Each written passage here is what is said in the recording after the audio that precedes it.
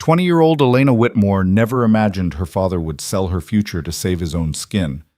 One phone call, one debt, one handshake with a man who controlled half the city's underworld, and suddenly her dreams of art school in Paris vanished, replaced by an engagement ring that felt more like a shackle. Adrian Volkov, 40 years old and ruthlessly powerful, now owned the contract to her life. But tonight, at their engagement party, Elena would discover something far more dangerous than being sold to a crime lord, the possibility that she might actually want to stay. If you're ready for a story of power, transformation, and unexpected partnership, stay with me until the end. Hit that like button and drop a comment with your city so I can see how far this story travels. The champagne glasses caught the light like diamonds, each one held by hands that had never known a day of real work. Elena Whitmore stood at the edge of the terrace, watching the city's elite celebrate her imprisonment with $1,000 wine and practice smiles. Her engagement party. The words tasted like ash in her mouth. She touched the emerald necklace at her throat, a gift from her future husband, delivered by courier that morning with no note, no warmth, just a velvet box that might as well have been a collar. The stones were cold against her skin, heavy with the weight of everything she'd lost in the past 72 hours. 3 days ago, she'd been reviewing her application to the Sorbonne, mentally planning which arrondissement she'd live in, which cafes she'd sketch in while the autumn light turned Paris golden. 3 days ago, her biggest concern had been whether her portfolio was strong enough, whether her French was good enough, whether she was brave enough to build a life on her own terms. Now she was engaged to a man she'd met exactly once. "You look beautiful, darling." Her mother materialized beside her, all silk and diamonds and desperate eyes. "Smile, people are watching." People were always watching. That was the price of being a Whitmore, of carrying a name that opened doors and attracted cameras and hid a rot so deep Elena hadn't known it existed until it swallowed her whole. "How much did he pay?" Elena's voice was barely a whisper, but it cut through the string quartet's soft melody. Her mother's perfectly painted lips tightened. "Elena, how much was I worth?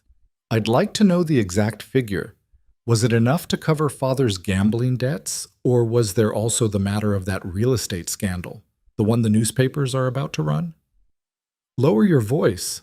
Her mother's fingers wrapped around Elena's wrist, perfectly manicured nails pressing into soft skin. "You have no idea what you're talking about. Your father made a difficult decision to protect this family. He sold me. He saved us."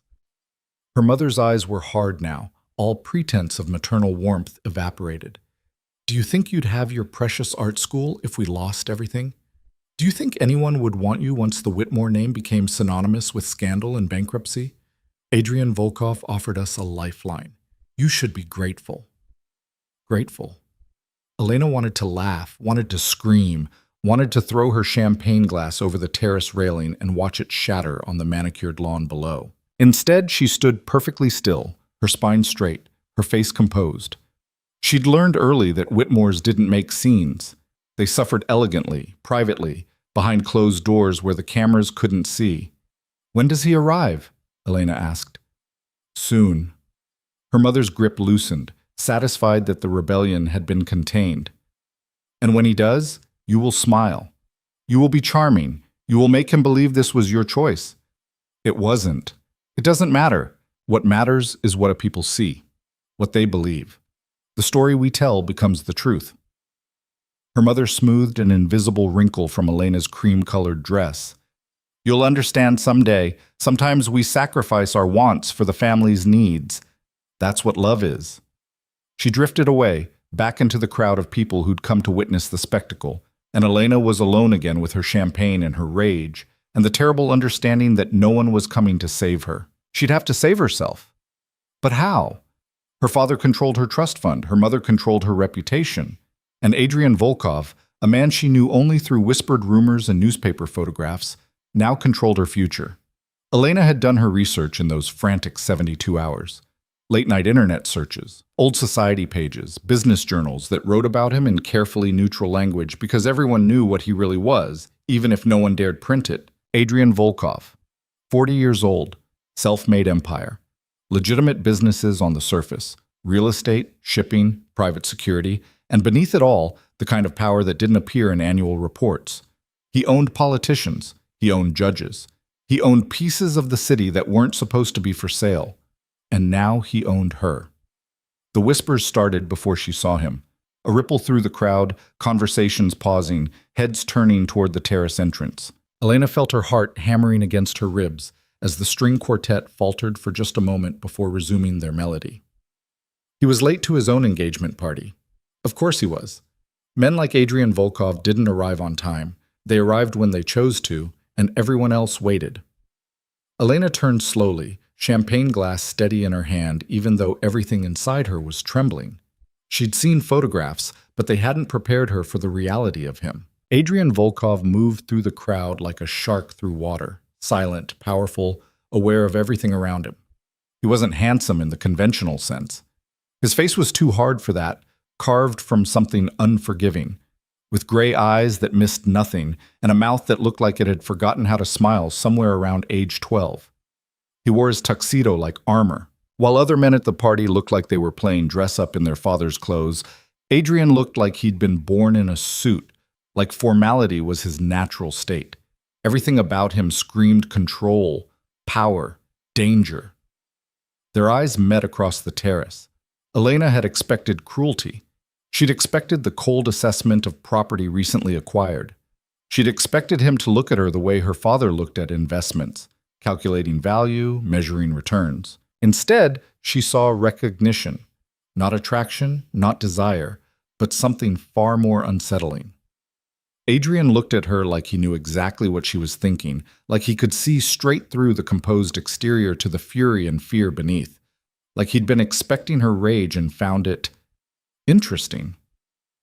He crossed the terrace with her father at his side. Michael Whitmore looked diminished next to Adrian, his practiced politician's smile not quite reaching his eyes, his hand gestures a little too eager. Elena's father was a big man, used to dominating rooms with his presence and his voice and his carefully cultivated network of power. Next to Adrian Volkov, he looked small. Elena. Her father's voice had that false warmth he used for donors and journalists.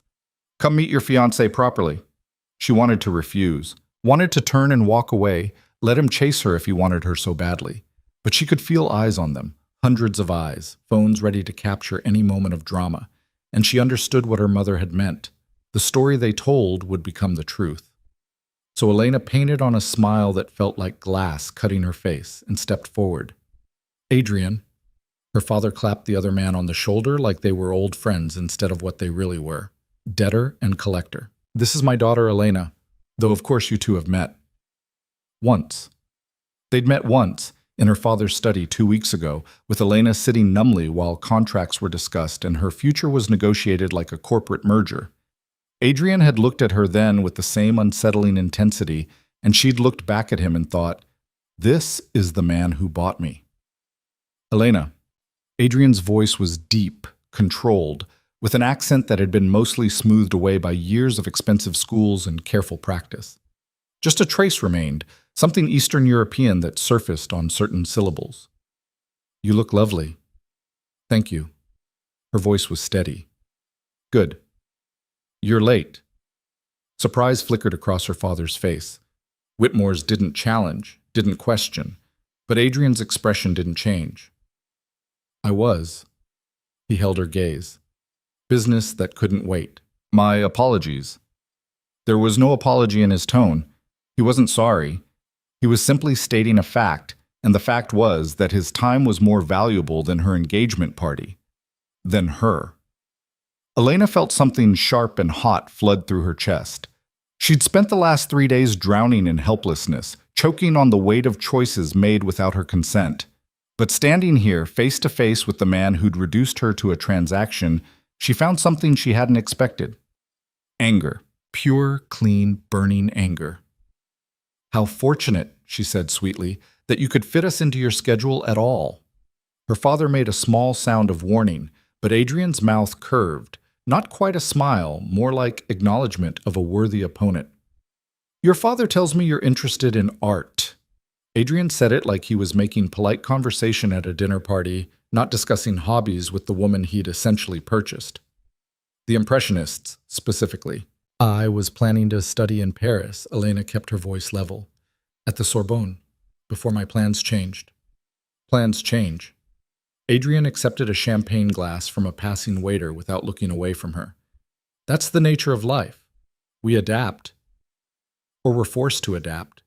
Is there a difference? Yes. Elena's fingers tightened on her glass. Choice.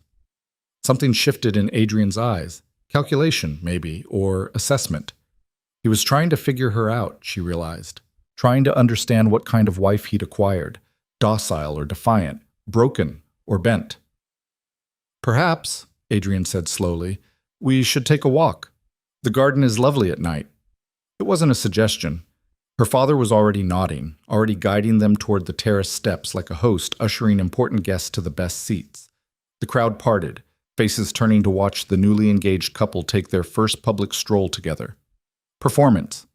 Everything was performance. Elena set down her champagne and took Adrian's offered arm. His sleeve was fine wool, expensive, and beneath it she could feel solid muscle. This was not a man who lived behind a desk. This was someone who'd built his empire with his own hands, who understood violence as intimately as he understood spreadsheets. They descended into the garden where paper lanterns cast everything in soft gold light. Behind them, the party continued, laughter and music and the clink of glasses. But here among the roses and sculpted hedges, they were almost alone. Almost. Elena knew there would be security watching, cameras hidden in the landscaping. Her father wouldn't have brought Adrian Volkov here without ensuring every moment was documented. Every word could be reviewed. Evidence, insurance, leverage.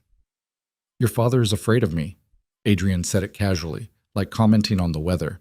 Elena glanced at him. Most people are, I imagine. But not you. Wasn't a question. Elena stopped walking, turned to face him directly. Should I be? That depends. Adrian studied her with those two observant eyes. What do you think I am? A criminal, she said it flatly. A man who deals in things that don't appear in annual reports. Someone powerful enough that my father was willing to trade his daughter to avoid your displeasure. And that makes you angry. Wouldn't you be? If your entire future was decided without your consent? If you woke up one day and discovered you'd been sold? I wouldn't have allowed myself to be sold. Adrian's voice was quiet, but absolute. I would have fought, run, disappeared. Easy to say when you're not a 20-year-old woman with no money, no resources, and a family whose reputation you've been raised to protect. Elena felt her composure cracking, anger bleeding through. Easy to say when you're the one buying, not being bought. You're right. Adrian's agreement startled her. It is easy for me to say. I built my power. You had yours stripped away. He paused. I'm sorry for that. Elena laughed, bitter and sharp. Are you? Sorry enough to release me from this arrangement? No. The honesty was somehow worse than a lie would have been. At least a lie would have pretended she mattered, that her wishes carried weight. This was just truth, brutal and clean. Why? Elena demanded. You could have anyone, women who would actually want to marry you, women who come from your world, who understand it. Why agree to this? Adrian was quiet for a moment, watching the lantern light play across the roses. When he spoke, his voice carried something she hadn't heard before. Not warmth exactly, but something close to respect. Your father came to me 6 weeks ago, desperate. The gambling debts were bad enough, but the real estate scandal, when that breaks, the Whitmore name will be worthless. He needed money immediately. He needed protection from the people he owed, and he needed someone powerful enough to make the story disappear. So you negotiated, Elena's voice was hollow, and I was part of the price. He offered you, Adrian corrected. I could have taken his businesses instead, his properties, his political connections, all of it. Why didn't you? Because I don't want a desperate, broken politician in my pocket. I want, he paused, choosing his words carefully, an alliance. Your family has legitimacy, connections that go back generations, access to circles I can't enter on my own, no matter how much money I have. And you, he turned to face her fully, you have something more valuable than any of that. What? Elena whispered. Intelligence. Fire. The ability to think clearly under pressure. Adrian's gaze was steady. In the past 72 hours, you could have fallen apart, could have run to the media, caused a scandal that would embarrass your family and complicate my life considerably. Instead, you researched me, learned everything publicly available about who I am and what I do. Attended this party with perfect composure. Even now, you're not crying or begging. You're negotiating. How did he know that? How did he know she'd spent 3 days searching his name, reading everything she could find, trying to understand the man who'd bought her future? I had to understand what I was facing, Elena said. Exactly. Adrian's mouth curved in something that was almost approval. You assessed the situation and gathered intelligence before making your move. That's what I do. That's how I survive this world. And it tells me you're stronger than your father knows, smarter than anyone in that party realizes. Strength doesn't matter when I'm trapped. You're not trapped. Adrian reached into his jacket and pulled out a folded document. Read this. Elena took it carefully, unfolding thick, expensive paper covered in dense legal text. She scanned the paragraphs, her pulse quickening as she understood what she was seeing. Protections. Financial guarantees, escape clauses. Section 12, Adrian said quietly, establishes a trust in your name. $10 million. Accessible only by you, regardless of our marriage status. Section 18 gives you full legal authority to dissolve the marriage at any time, for any reason, with no financial penalty.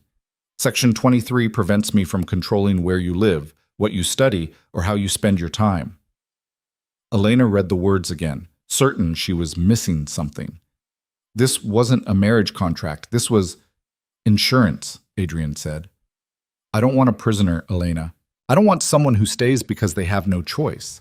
This marriage gives your family protection and gives me legitimacy, but it only works if you're actually willing to be here. And if I'm not? Elena looked up at him. If I take this money and leave tomorrow, then you leave. Adrian's voice was absolute. I won't stop you, won't pursue you. You'll have your freedom and enough money to study wherever you want. Paris, Florence, anywhere. It was too good, too easy. Elena's mind raced, looking for the trap, the hidden clause, the way this kindness would become a weapon later. Why would you give me that power? Because power that's given is stronger than power that's taken. Adrian stepped closer, and Elena caught the scent of expensive cologne and something underneath it, gunpowder maybe, or just the sharp edge of danger. If you stay, I need to know it's because you chose it, because you see value in what we could build together. Otherwise, this is just another prison, and I already have enough of those. Elena's hands trembled slightly as she refolded the contract. Her mind was spinning, recalculating everything she thought she understood. You're not what I expected. The admission slipped out before she could stop it. Neither are you. Adrian's gaze held hers. I expected your father's daughter, polished and empty, trained to smile and stay quiet. Instead, I got someone who looks at me like they're planning where to hide the body. Despite everything, the fear, the anger, the sheer insanity of this situation, Elena felt her lips twitch. I haven't ruled it out. Good. Adrian's voice carried that almost approval again. I prefer partners who keep me honest. Partners. Elena tested the word. Is that what we'd be? If you stay, yes. I have enemies, Elena. Dangerous people who would love nothing more than to find a weakness they can exploit. Anyone close to me becomes a target. I won't lie to you about that. This life, my life, it's not safe, it's not simple, and it requires trust between people who have very good reasons not to trust anyone. You're asking me to trust you, Elena said slowly. But you bought me from my father like property. No, your father offered you as payment for protection I was already providing. I accepted because I saw an opportunity for an alliance that benefits both of us. Adrian's voice was patient, like he was explaining a complex business deal. But I won't pretend this situation is fair. You were given no choice in the beginning, so I'm giving you one now. Stay and build something with me, or take the money and build your own life elsewhere. Either way, you're free. Elena looked down at the contract in her hands, then back up at Adrian's face. He was watching her with that same intense focus, waiting for her decision. 3 days ago, her biggest concern was getting into art school. Now she was standing in a garden with a crime lord who'd just offered her both freedom and partnership, and she had no idea which one she wanted. "I need time," Elena said finally, "to think, to understand what this really means." "You have it." Adrian gestured back toward the party. "The engagement is public now. That serves its purpose regardless of what you decide. Take your time. Read the contract thoroughly. Ask questions. And when you're ready, tell me your choice." He started walking back toward the terrace, clearly expecting her to follow. Elena stayed where she was for a moment, trying to process the conversation they'd just had. This man had just given her an exit, had handed her enough money to disappear, enough legal protection to walk away free. Why? What game was he playing? Unless it wasn't a game. Unless he meant exactly what he said. Elena followed Adrian back to the party, her mind racing. The rest of the evening passed in a blur of introductions and champagne and careful smiles. Elena played her part perfectly, standing beside Adrian as guests congratulated them, as cameras flashed, as her mother watched with tight-lipped satisfaction. But everything had shifted. Every time someone called her Adrian's fiancé, she thought about that contract in her clutch. Every time she felt trapped, she remembered. She could leave. Right now, tonight, she could walk away. And yet, she stayed. "You're thinking too hard." Adrian's voice was low, meant only for her as they stood accepting congratulations from a city councilman and his wife. "I can see the calculations running. I'm deciding if you're the lesser evil or just better at hiding the truth." Elena kept her smile fixed. "Maybe both." Adrian's hand rested lightly at her lower back, a touch that looked possessive but felt oddly steadying. "The world isn't divided into good and evil, Elena. Just various shades of gray, and which ones you can live with." The party finally ended near midnight. Guests departed in chauffeured cars, calling final congratulations, already composing social media posts about the event. Elena's parents approached as the last stragglers filtered out. "Wonderful evening." Her father was slightly drunk, expansive with relief. "Absolutely wonderful. Adrian, thank you for... We're leaving." Adrian cut through the gratitude smoothly. "Elena will collect her things from your house tomorrow. She'll be staying with me from now on." Elena's mother stiffened. "That's not appropriate. They're not married yet." "The engagement is public. The arrangement is sealed. Whether she sleeps under your roof or mine changes nothing." Adrian's voice was pleasant, but there was steel underneath. "Elena?" he was asking, giving her the choice even in this small thing. She could refuse, could demand to stay in her childhood bedroom for whatever weeks remained before the wedding. Her parents would support it, anything to maintain the appearance of propriety.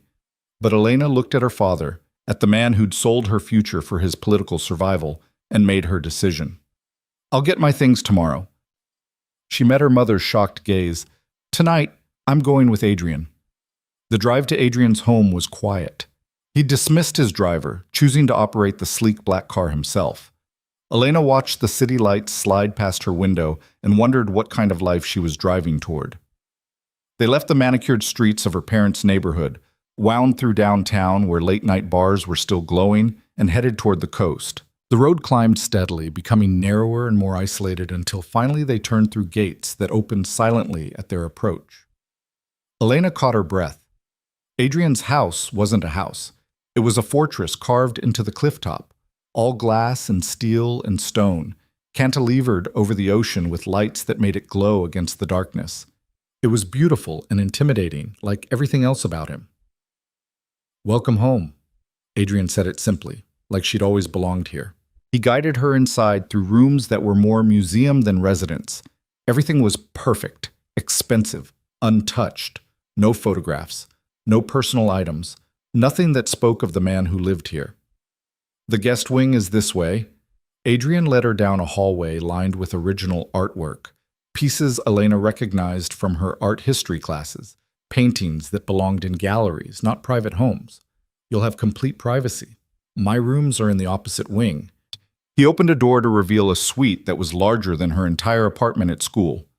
Floor-to-ceiling windows overlooked the ocean. The furniture was elegant and impersonal, hotel quality. "There's clothing in the closet, toiletries in the bathroom. I took the liberty of having some things prepared." Adrian stood in the doorway, not entering her space. If you need anything, there's a phone on the nightstand. Security is posted throughout the property, but they won't disturb you. Adrian. Elena turned to face him. What happens now? Now you rest. Tomorrow we talk. You read the full contract.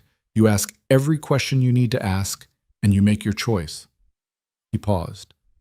But tonight, you're safe. I promise you that. He closed the door quietly, leaving Elena alone in this beautiful, impersonal space. She walked to the windows, pressed her forehead against the cool glass, and looked out at the ocean below. Somewhere out there was Paris, Florence, all the dreams she'd built for herself. And here was, what? A different kind of future?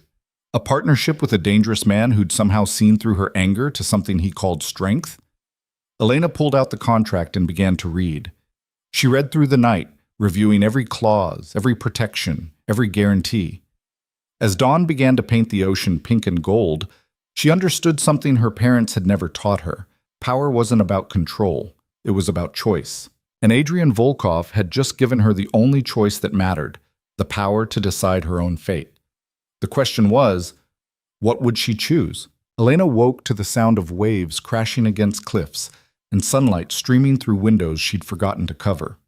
For one disoriented moment, she thought she was back in her apartment near campus, that the past week had been nothing but a nightmare born of too much stress and too little sleep. Then she saw the ocean stretching to the horizon, the contract papers scattered across the bed where she'd finally fallen asleep reading them, and remembered. She was in Adrian Volkov's home, by choice, technically, though the word felt slippery and strange in her mind. A soft knock interrupted her thoughts. Miss Whitmore? A woman's voice, accented and professional. I've brought breakfast. May I enter? Elena pulled the silk robe she'd found in the closet tighter around herself. Yes. The door opened to reveal a woman in her 50s, dark hair pulled back in a neat bun, carrying a tray that smelled like coffee and fresh pastries. She moved with the quiet efficiency of someone who'd spent years in service, setting the tray on the table by the window without making a sound. I'm Irina. The woman's smile was warm, but her eyes were assessing, taking Elena's measure.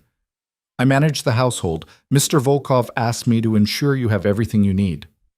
Thank you. Elena sat down, suddenly aware of how hungry she was. She hadn't eaten at the party, too nervous to do more than hold a champagne glass. This looks wonderful. There's fruit, pastries, eggs if you prefer them, coffee and tea. Irina gestured to each item. Your belongings from your parents' house will arrive this afternoon. I prepared space in the closet, but if you need anything else... Irina, Elena interrupted gently. How long have you worked for Adrian? The older woman's expression shifted, becoming guarded. 15 years, miss. Then you know what he is, what he does. I know, Mr. Volkov is a good employer who pays well and protects those who work for him. Irina's voice was careful. I know he has given me and my family opportunities we would never have had otherwise. Beyond that, it's not my place to say.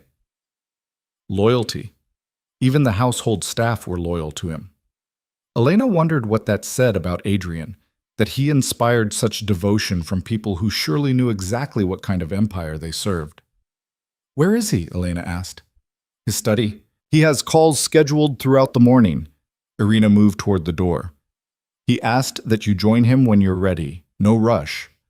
When Elena was alone again, she ate slowly, watching the ocean and trying to organize her thoughts. The contract had been real. Every protection, every escape clause, every guarantee exactly as Adrian had described. Her lawyer brain, the part of her that had been considering law school before settling on art, had searched for loopholes and found none. If she wanted to leave, she could. Today, tomorrow, any day. So why was she still here? Elena showered in the marble bathroom, dressed in the clothes that had been provided, expensive, perfectly her size, chosen by someone with excellent taste, and made her way through the house following Irina's directions. Adrian's study was at the far end of the main wing, behind a door that was slightly ajar. Elena could hear his voice before she saw him, speaking in rapid Russian to someone on the phone. She'd taken 2 years of Russian in high school, enough to catch fragments, something about shipping schedules and customs inspections and payments that needed to be expedited. She knocked softly. The Russian stopped mid-sentence. "Hold," Adrian said into the phone, then switched to English. "Come in." His study was the first room she'd seen that actually looked lived in. Books lined two walls, some in English, some in Russian, some in languages Elena didn't recognize. Papers covered the massive desk. Multiple computer monitors displayed various feeds, security cameras, stock tickers, news channels. A chess set sat on a side table, mid-game. Adrian stood by the window, phone still in hand, wearing dark slacks and a white shirt with the sleeves rolled up. He looked different in daylight, less like the polished threat from the party, and more like what he actually was, a man who'd built an empire through intelligence and ruthlessness. "I'll call back," he said into the phone in Russian, then ended the call. "You slept." Eventually, Elena closed the door behind her, after reading every word of that contract 3 times. And I have questions." Adrian gestured to the leather chairs facing his desk. "I expected you would. Coffee?" "Please." He poured from a French press on the sideboard, preparing it the way she took it without asking. Cream, no sugar. How did he know that? Had he researched her the same way she'd researched him? "First question." Elena accepted the cup. "The trust fund, $10 million. That's not just protection money, that's life-changing wealth. Why give me that much?" "Because anything less would keep you dependent." Adrian settled into the chair across from her. "I don't want you staying because you can't afford to leave. I want you staying because you see value in what we're building." "What are we building? You keep saying partnership, alliance, but what does that actually mean?" "It means you stop being decoration and start being essential." Adrian's gaze was direct.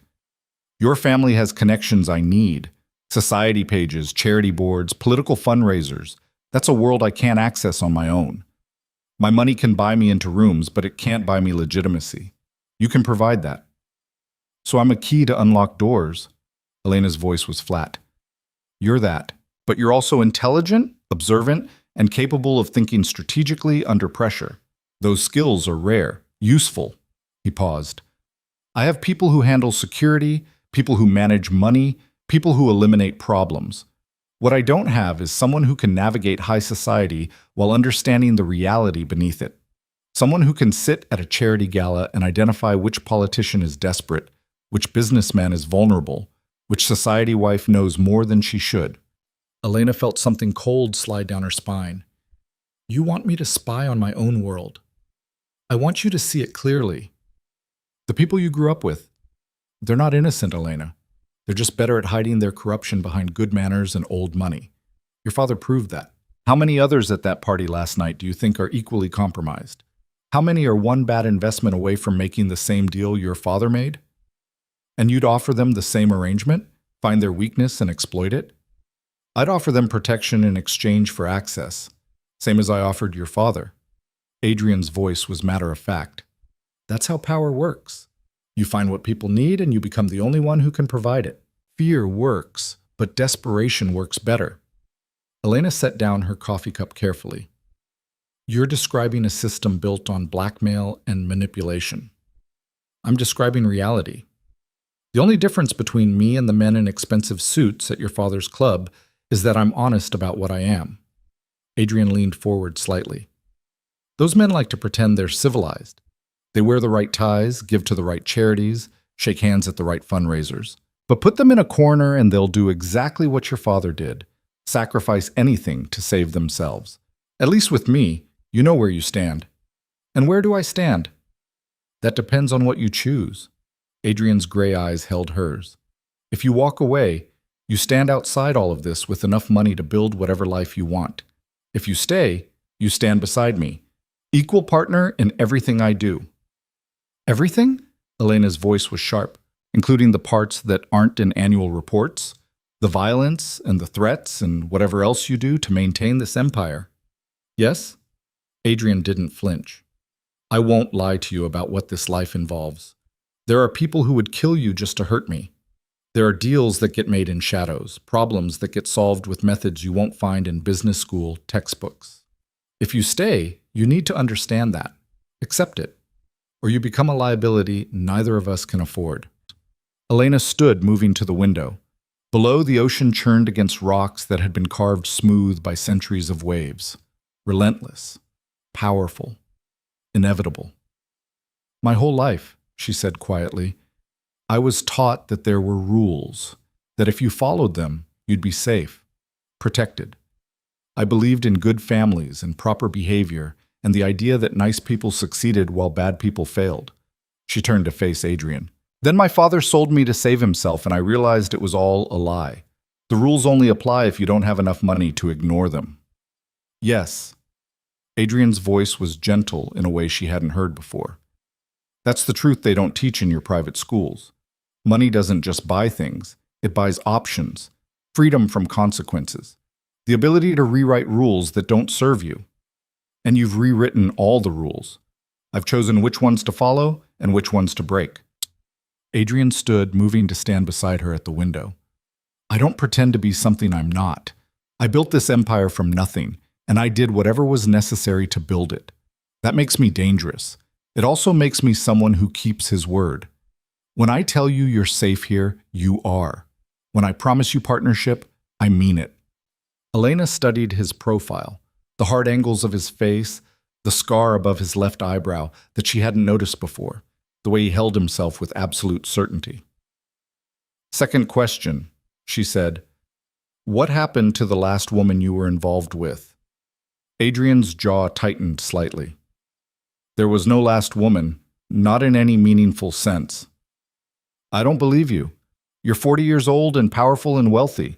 There must have been someone. There were transactions. Adrian's voice was cold now. Arrangements that were mutually beneficial for defined periods of time, but no partners. No one I trusted with anything that mattered. Why not? Because trust is the most dangerous thing you can give someone in this world. He turned to face her fully.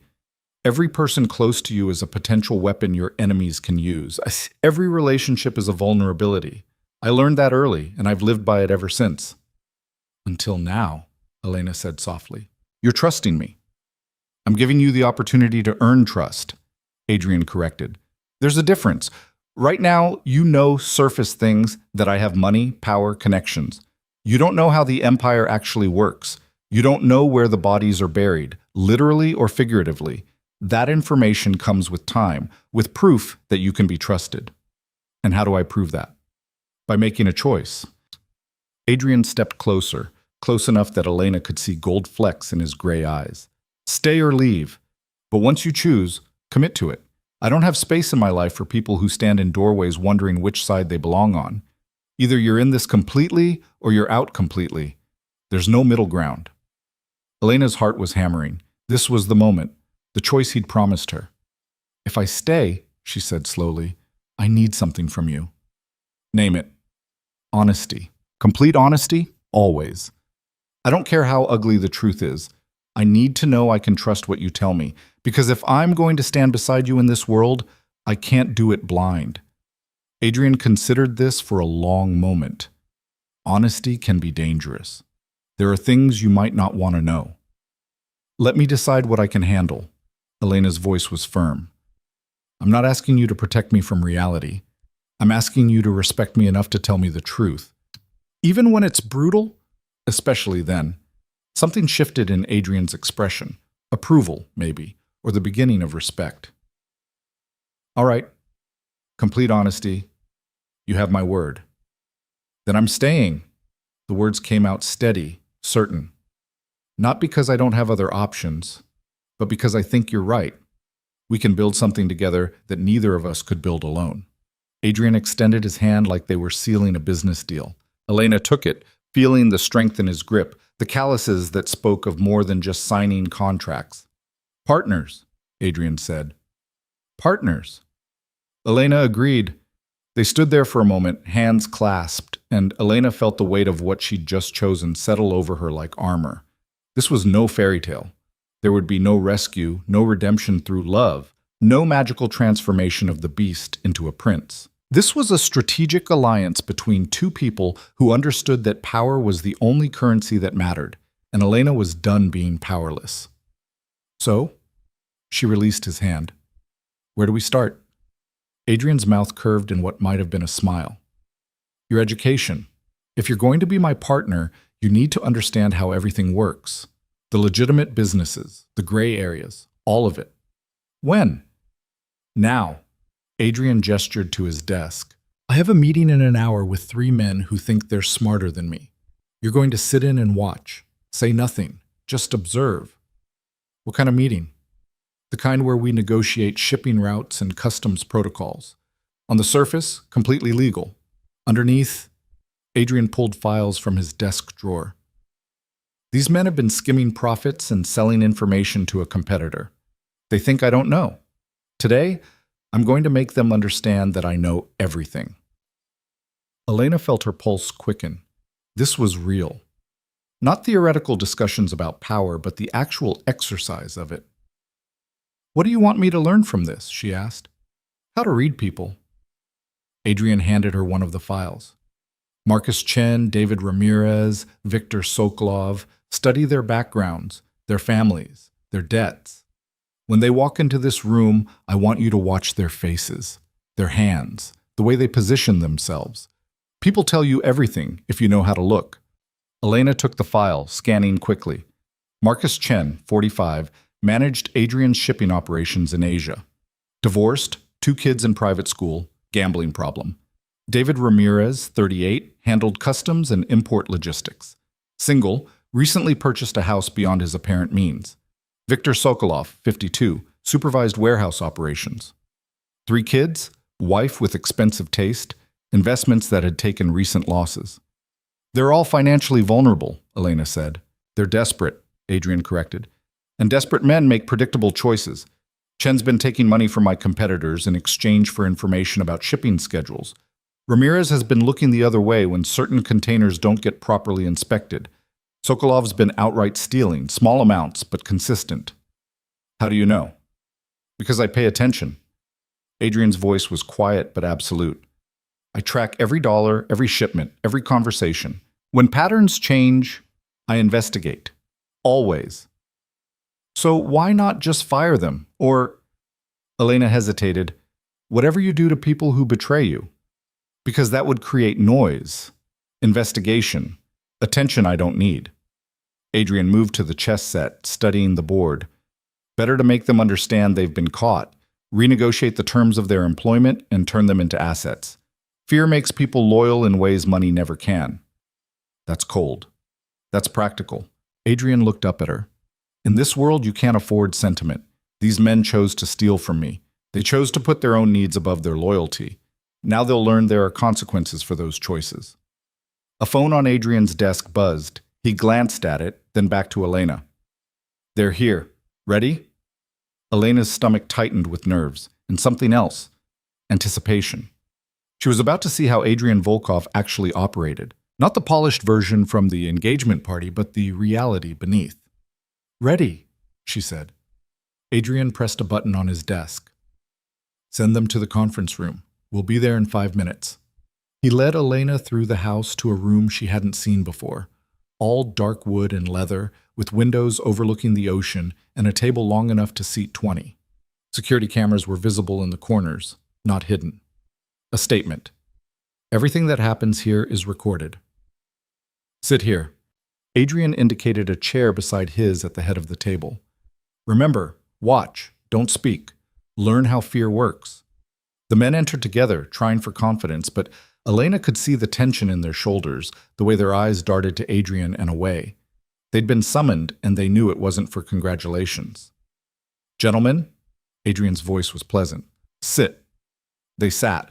Marcus Chen across from Elena, David Ramirez, and Victor Sokolov on either side. All 3 wore suits that tried to project success but didn't quite achieve it.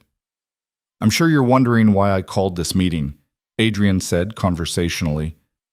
Let me save you the suspense. I know about the skimming. I know about the information sales. I know about the stolen merchandise. The color drained from Marcus Chen's face. David Ramirez went very still. Victor Sokolov started to speak, but Adrian cut him off with a raised hand. Don't. Adrian's voice was soft. Don't insult my intelligence with denials. I have documentation, bank records, recorded conversations, video footage. Everything. He slid folders across the table, one to each man.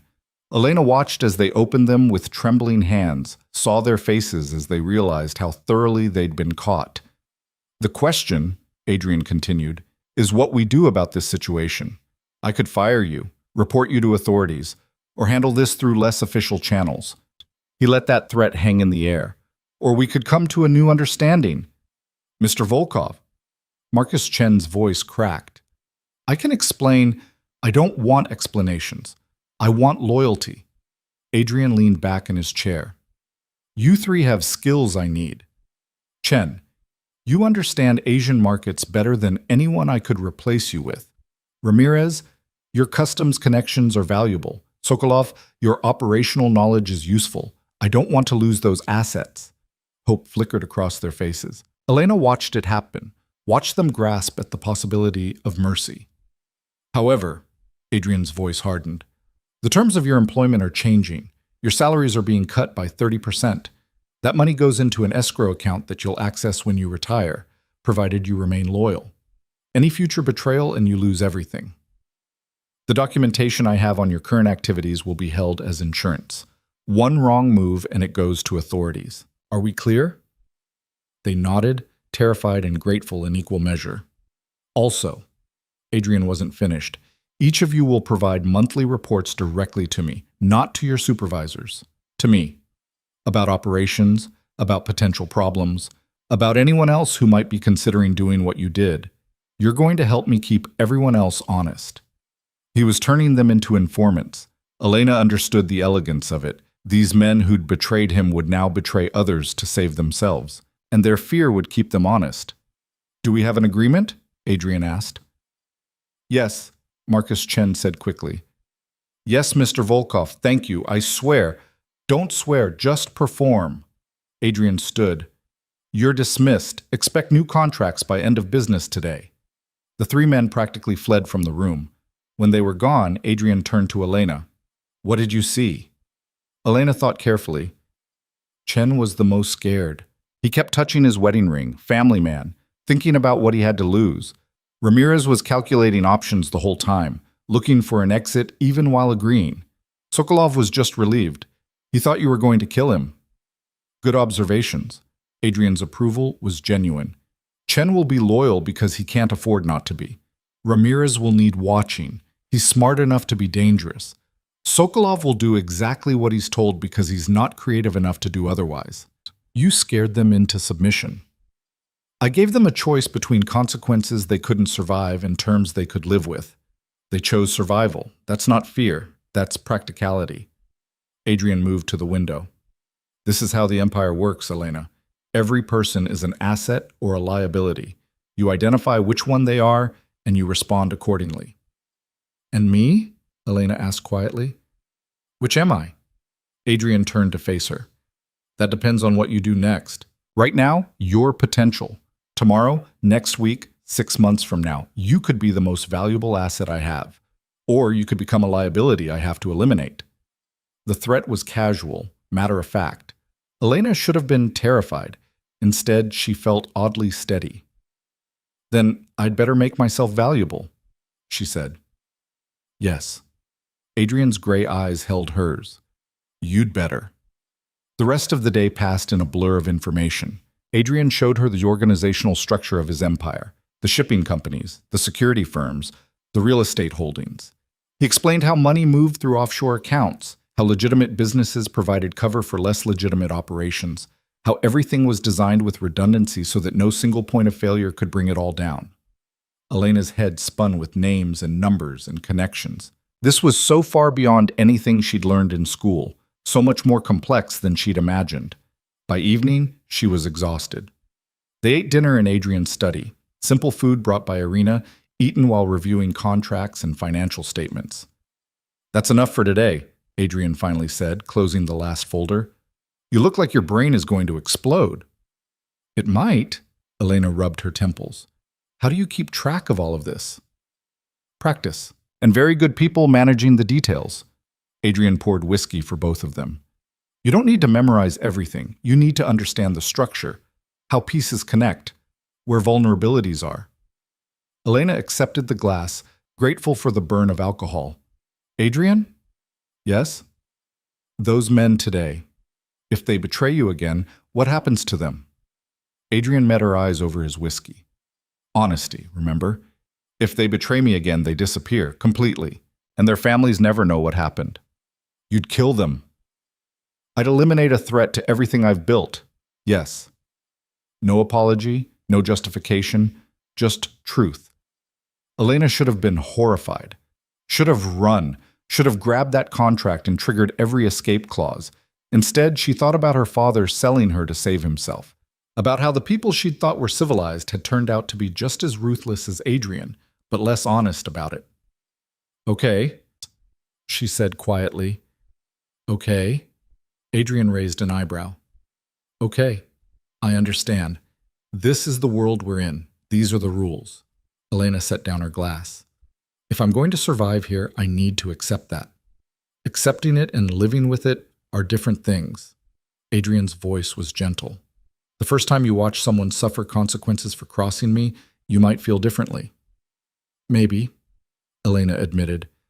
But I've already watched my whole life get dismantled because I was powerless. I don't want to be that person anymore. I want to be someone who has power, who makes choices instead of having choices made for her.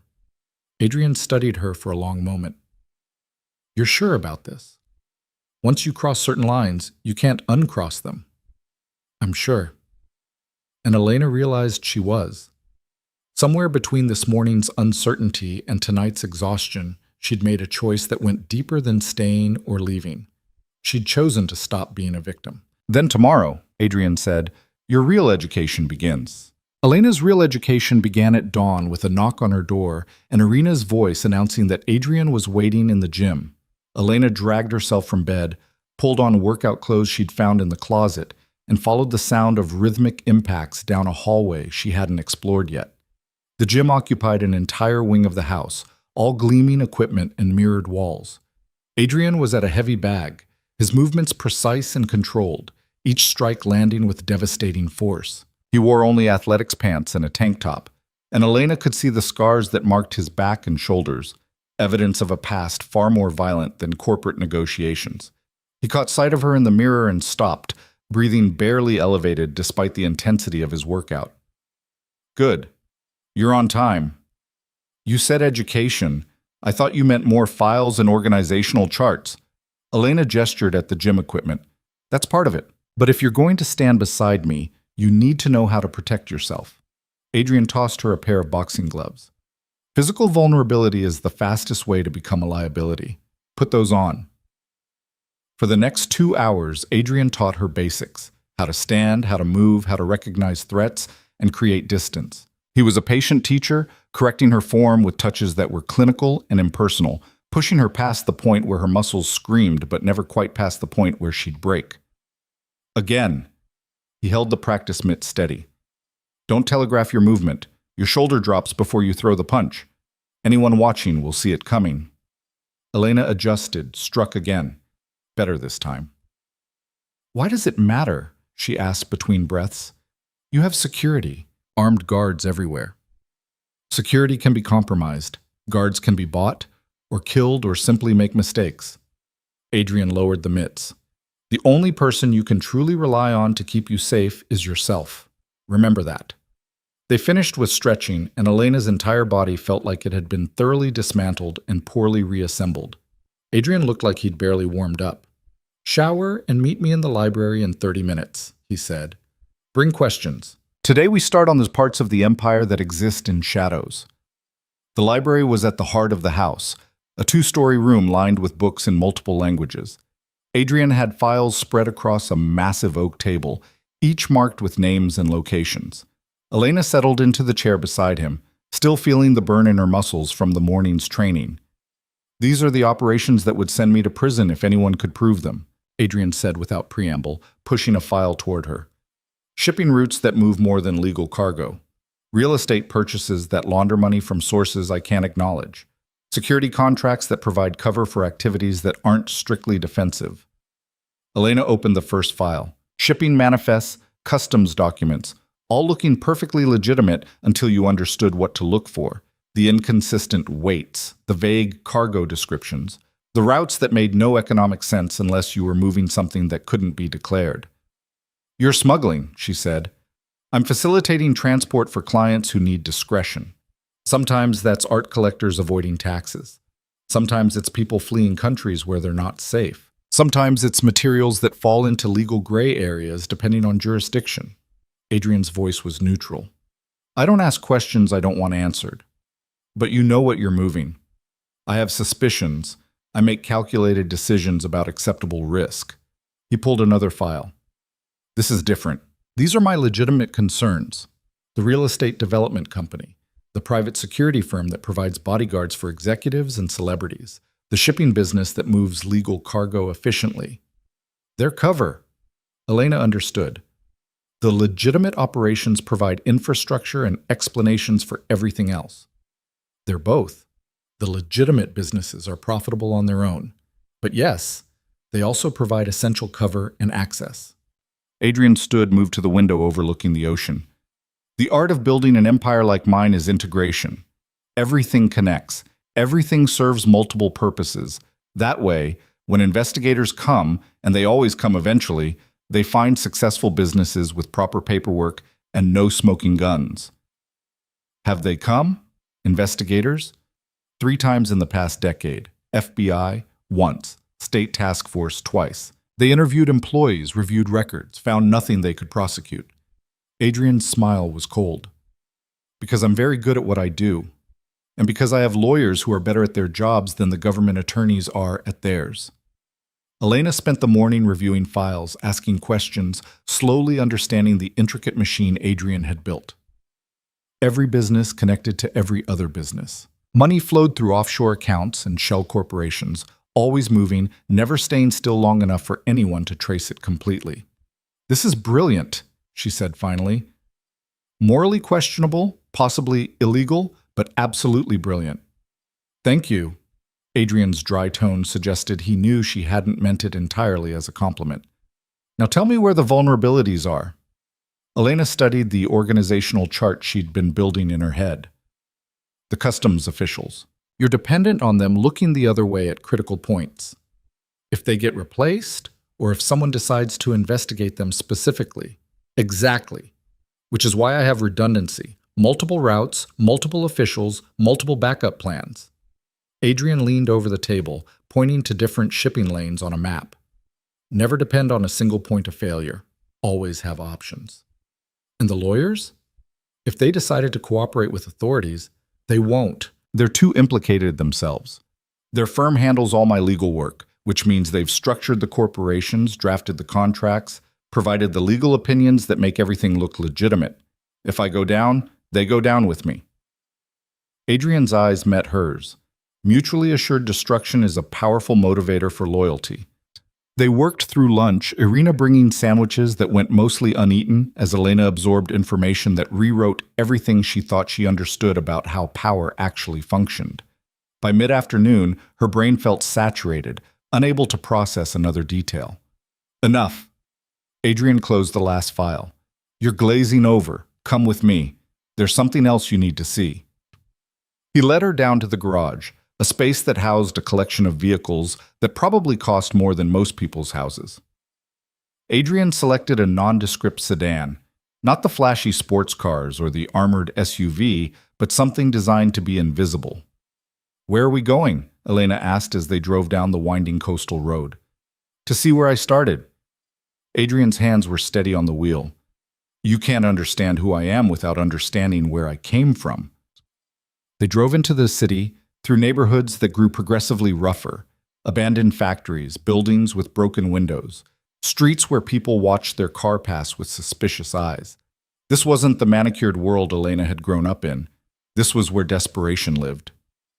Adrian parked outside what looked like an old warehouse. The building was shabby but functional, with security cameras visible at every corner and men who looked like they knew how to handle themselves positioned near the entrances.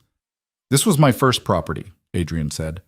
"Bought it 22 years ago with money I'd saved working 3 jobs and doing things I'm not proud of. It was condemned, full of squatters, considered worthless by everyone except me." He led her inside through a surprisingly clean interior that had been divided into units. Small apartments, each with basic furniture and functioning utilities. People lived here, Elena realized. Families. She could hear children playing somewhere above them. I renovated it myself. Took 2 years. Adrian's voice carried something that might have been nostalgia. I learned plumbing, electrical work, basic construction, made 1,000 mistakes. But when I was finished, I had housing I could rent affordably to people who couldn't get apartments anywhere else. Why? Elena asked. This can't be profitable. It's not. It loses money every month. Adrian climbed the stairs to the second floor. But it serves a purpose. The people who live here are loyal. They know I gave them a place when no one else would. Some of them work for me now. Some of them provide information about what's happening in neighborhoods my security teams can't penetrate. Some of them are just people trying to survive, and I remember what that's like. They reached the top floor where a single door stood open. Inside was a small apartment, sparsely furnished but meticulously clean. Adrian stood in the doorway, not entering. This is where I lived for 5 years. 1 room, shared bathroom down the hall, no heat in winter. His voice was distant. I was 18 when I came to this country. No family, no connections, barely spoke English. Everything I have, I built from here. Elena looked at the small space, trying to imagine Adrian as a desperate teenager instead of the powerful man beside her. What happened to your family? Dead. The word was flat, final. Russia in the 90s was violent. My father owed money to the wrong people. When he couldn't pay, they killed him. Then they killed my mother and my sister to make a point about debts and consequences. I survived because I wasn't home. How old were you? 16. Adrian finally stepped into the room, touching the wall like he was remembering. I spent 2 years running, hiding, doing whatever I had to do to stay alive. When I finally had enough money, I bought passage on a cargo ship to America. I thought I'd be safe here, thought I could start over. And you did. I survived. That's different from starting over. Adrian turned to face her. The boy who lived in this room was terrified every day. Afraid someone would find him, deport him, kill him. Afraid he'd end up like his father, owing debts he couldn't pay to people who didn't forgive. So he made a decision. He would never be powerless again, never be the person things happened to. He would become the person who made things happen.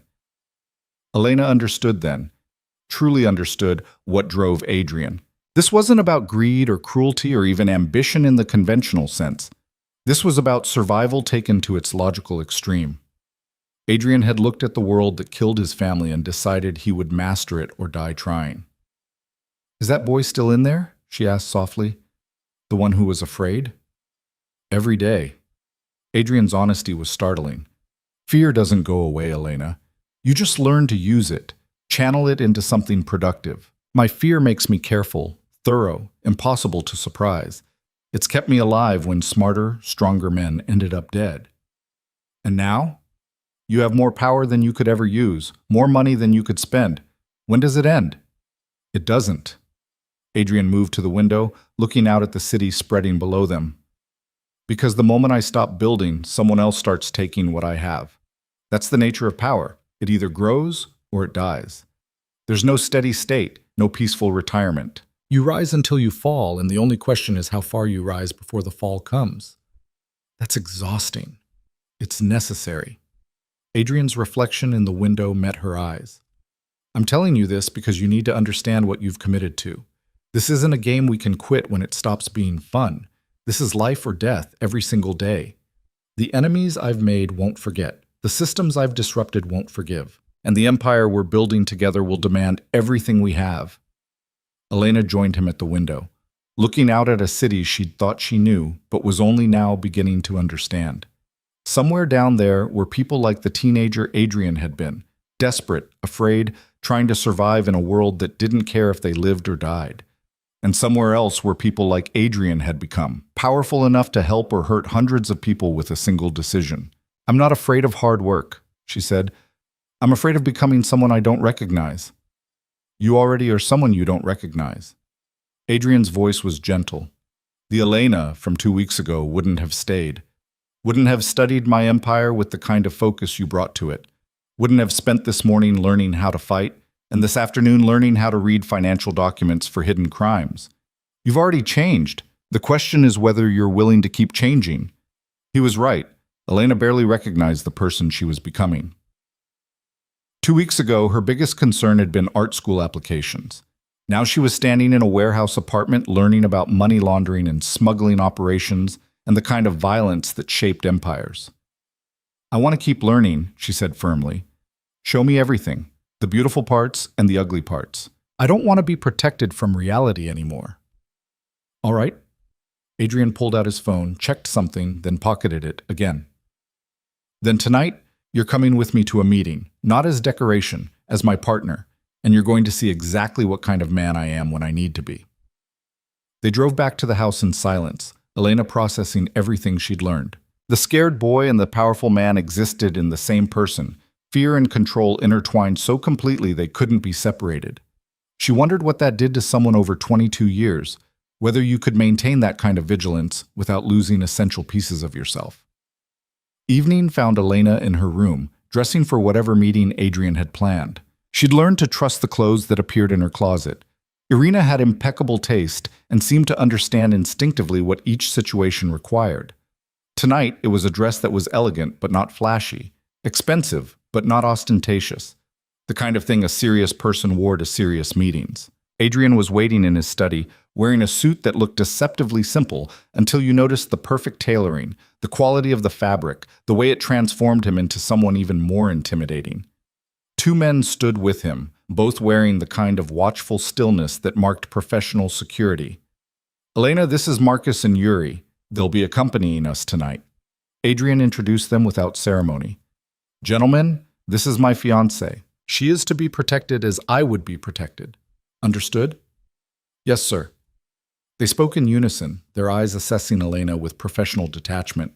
They were calculating how to keep her alive, she realized. What vulnerabilities she presented. How to position themselves to shield her if necessary. Where are we going? Elena asked when they were in the car, Marcus driving with Yuri in the front passenger seat and Adrian beside her in the back. To meet a man who thinks he's smart enough to betray me. Adrian's voice was conversational. His name is Thomas Brennan.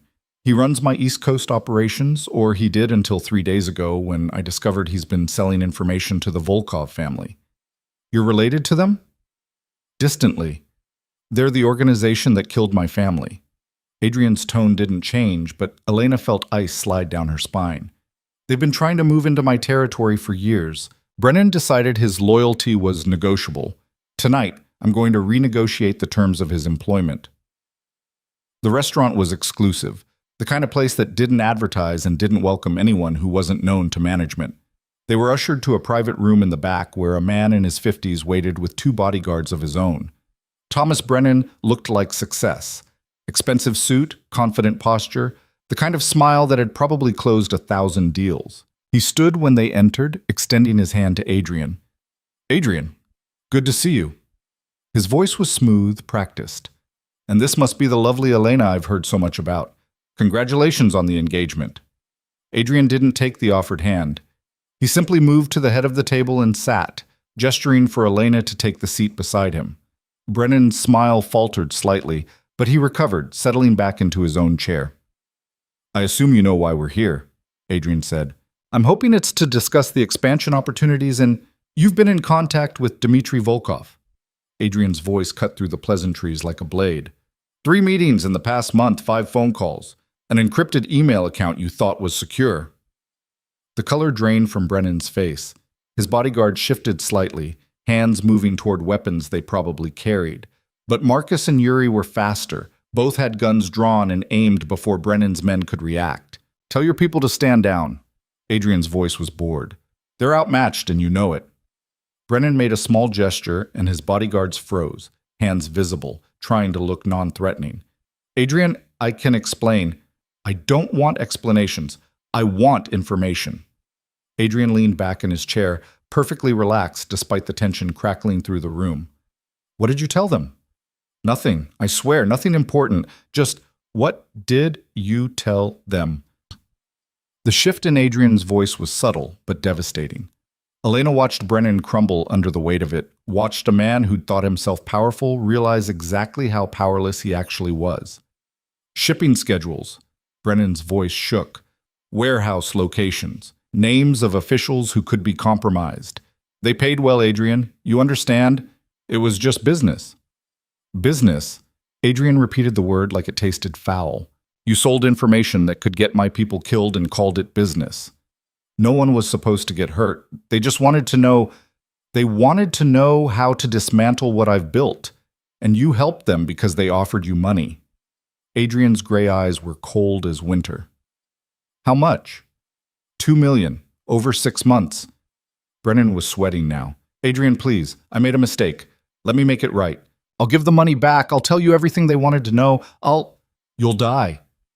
Adrian said it simply, like announcing the weather. Not tonight, not here, but sometime in the next week you'll have an accident, a heart attack maybe, or a car crash. Something that doesn't point back to me. And the last thing you'll think about is how you betrayed someone who trusted you for 30 pieces of silver. Elena felt her breath catch. This was it, the moment Adrian had warned her about. She was watching him pass a death sentence as casually as ordering dinner. Please. Brennan was begging now, all his polished confidence shattered. Please, I have a family, kids in college, a wife who will be taken care of. Adrian's voice softened slightly. I'm not cruel enough to punish them for your mistakes. They'll receive your life insurance, your pension, everything you would have left them if you died of natural causes. But you, Thomas, you chose to betray me. You chose to put everyone in my organization at risk. Actions have consequences. Adrian, I'm begging you, son, tell me everything. Adrian's tone became businesslike. Every conversation with Dmitry Volkov, every piece of information you provided, every question they asked, give me all of it, and I'll make sure your death is painless. Hold back even one detail, and it won't be. Elena watched Brennan break completely, watched him spill every secret in exchange for the mercy of a quick death. It took 20 minutes. When he was finished, he sat slumped in his chair, tears streaming down his face. A man who'd traded his life for money and now understood exactly what that exchange meant. Thank you for your honesty. Adrian stood. Marcus will escort you home. Spend the next few days with your family. Make sure everything is in order. And Thomas? He paused at the door. I truly am sorry it came to this. You were good at your job once. You should have stayed that way. They left Brennan sobbing at the table, his bodyguards uncertain what to do. In the car, Elena sat very still, processing what she'd just witnessed. You're really going to kill him? It wasn't a question. Yes. Adrian's voice was matter of fact. He gave information that could have gotten dozens of my people killed. That could have cost me years of work and hundreds of millions of dollars. There's no coming back from that level of betrayal. And his family? Will be protected and provided for exactly as I said. I don't punish innocent people for the sins of guilty ones. Adrian looked at her directly. I know what you're thinking, that this makes me a monster, a murderer. You're not wrong. I'm thinking, Elena said slowly, that I understand why you had to do it. In your world, mercy to traitors is seen as weakness. If Brennan lived, others would think betrayal was survivable. They'd take the risk. Exactly. Adrian's voice carried something that might have been approval or might have been sadness. This is the price of power, Elena. Sometimes you have to do monstrous things to protect what you've built, and you have to be willing to live with that afterwards. To wake up every morning knowing the blood on your hands will never wash clean. How do you live with it? By remembering why it's necessary, by protecting the people who've stayed loyal, by making sure that every terrible thing I do serves a purpose. Adrian was quiet for a moment, and by accepting that I'm not a good man, I'm an effective one.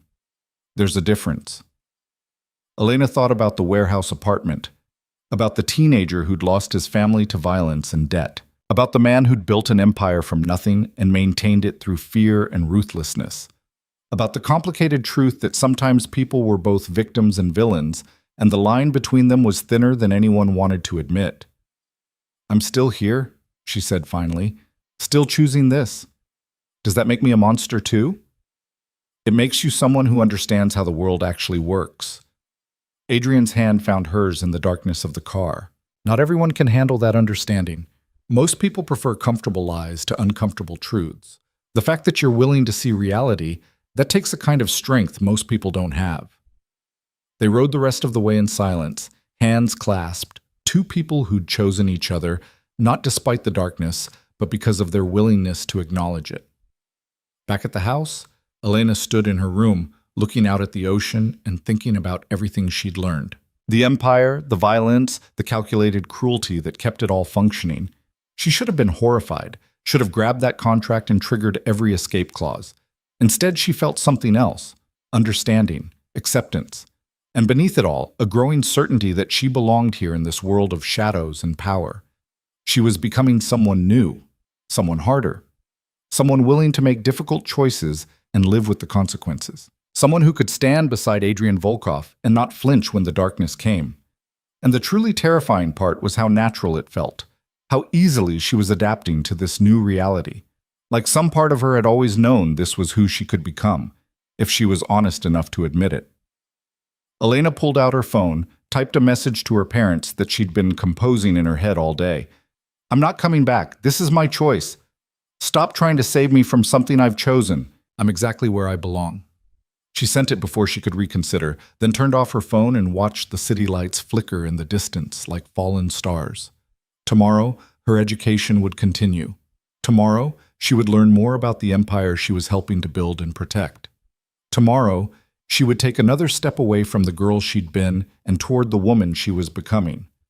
But tonight, she let herself feel the weight of what she'd chosen. The gravity of standing beside a man who could order death as easily as ordering coffee.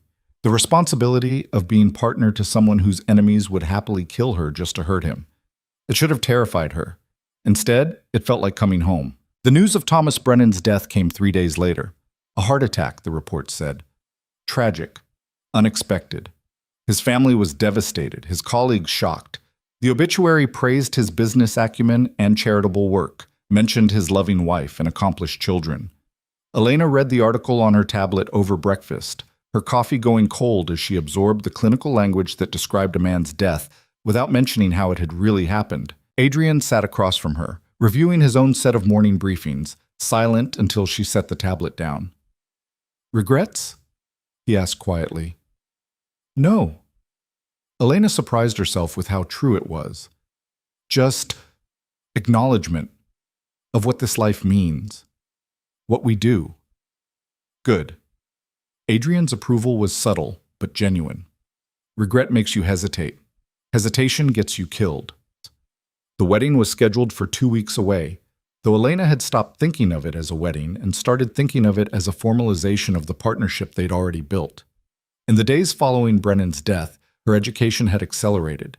Adrian brought her into more meetings, more decisions, more of the intricate machinery that kept his empire running. She learned to read people the way Adrian did, watching for tells, for weaknesses, for the small signals that revealed what someone really wanted beneath what they claimed to want. She learned to speak in the careful language of power, where every word was chosen for maximum impact and minimum vulnerability. And she learned, slowly, to trust her own instincts when something felt wrong, which was why, on a Thursday morning exactly 1 week before the wedding, Elena found herself standing in Adrian's security center staring at surveillance feeds and feeling ice crystallize in her chest. "Adrian." Her voice was sharp enough to pull him from the phone call he'd been taking. "You need to see this." He crossed to where she stood, following her pointing finger to one of the screens. 2 men in business suits standing at the main gate speaking to security. They looked ordinary enough, mid-30s, professional, the kind of people who could be salesmen or lawyers or any number of legitimate visitors. Except Elena recognized one of them. "The one on the left," she said. "Dmitry Volkov's nephew. I saw his photograph in the files you showed me last week."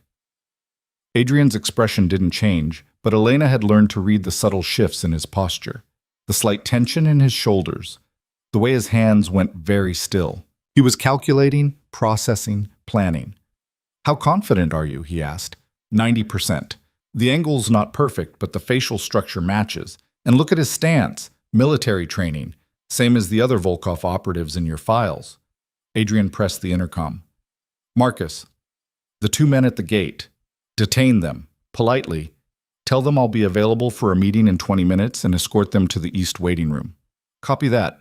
Marcus's voice crackled back. Adrian turned to Elena, something like pride flickering in his gray eyes. Good catch. Most people wouldn't have made that connection. You taught me to pay attention.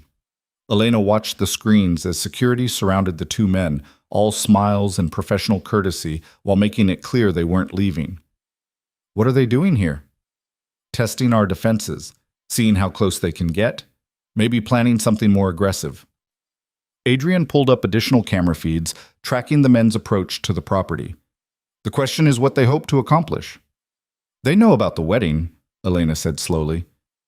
It's been all over the society pages. Photo shoots, guest lists, venue details, everything public and documented. Which makes it a perfect opportunity for them to send a message.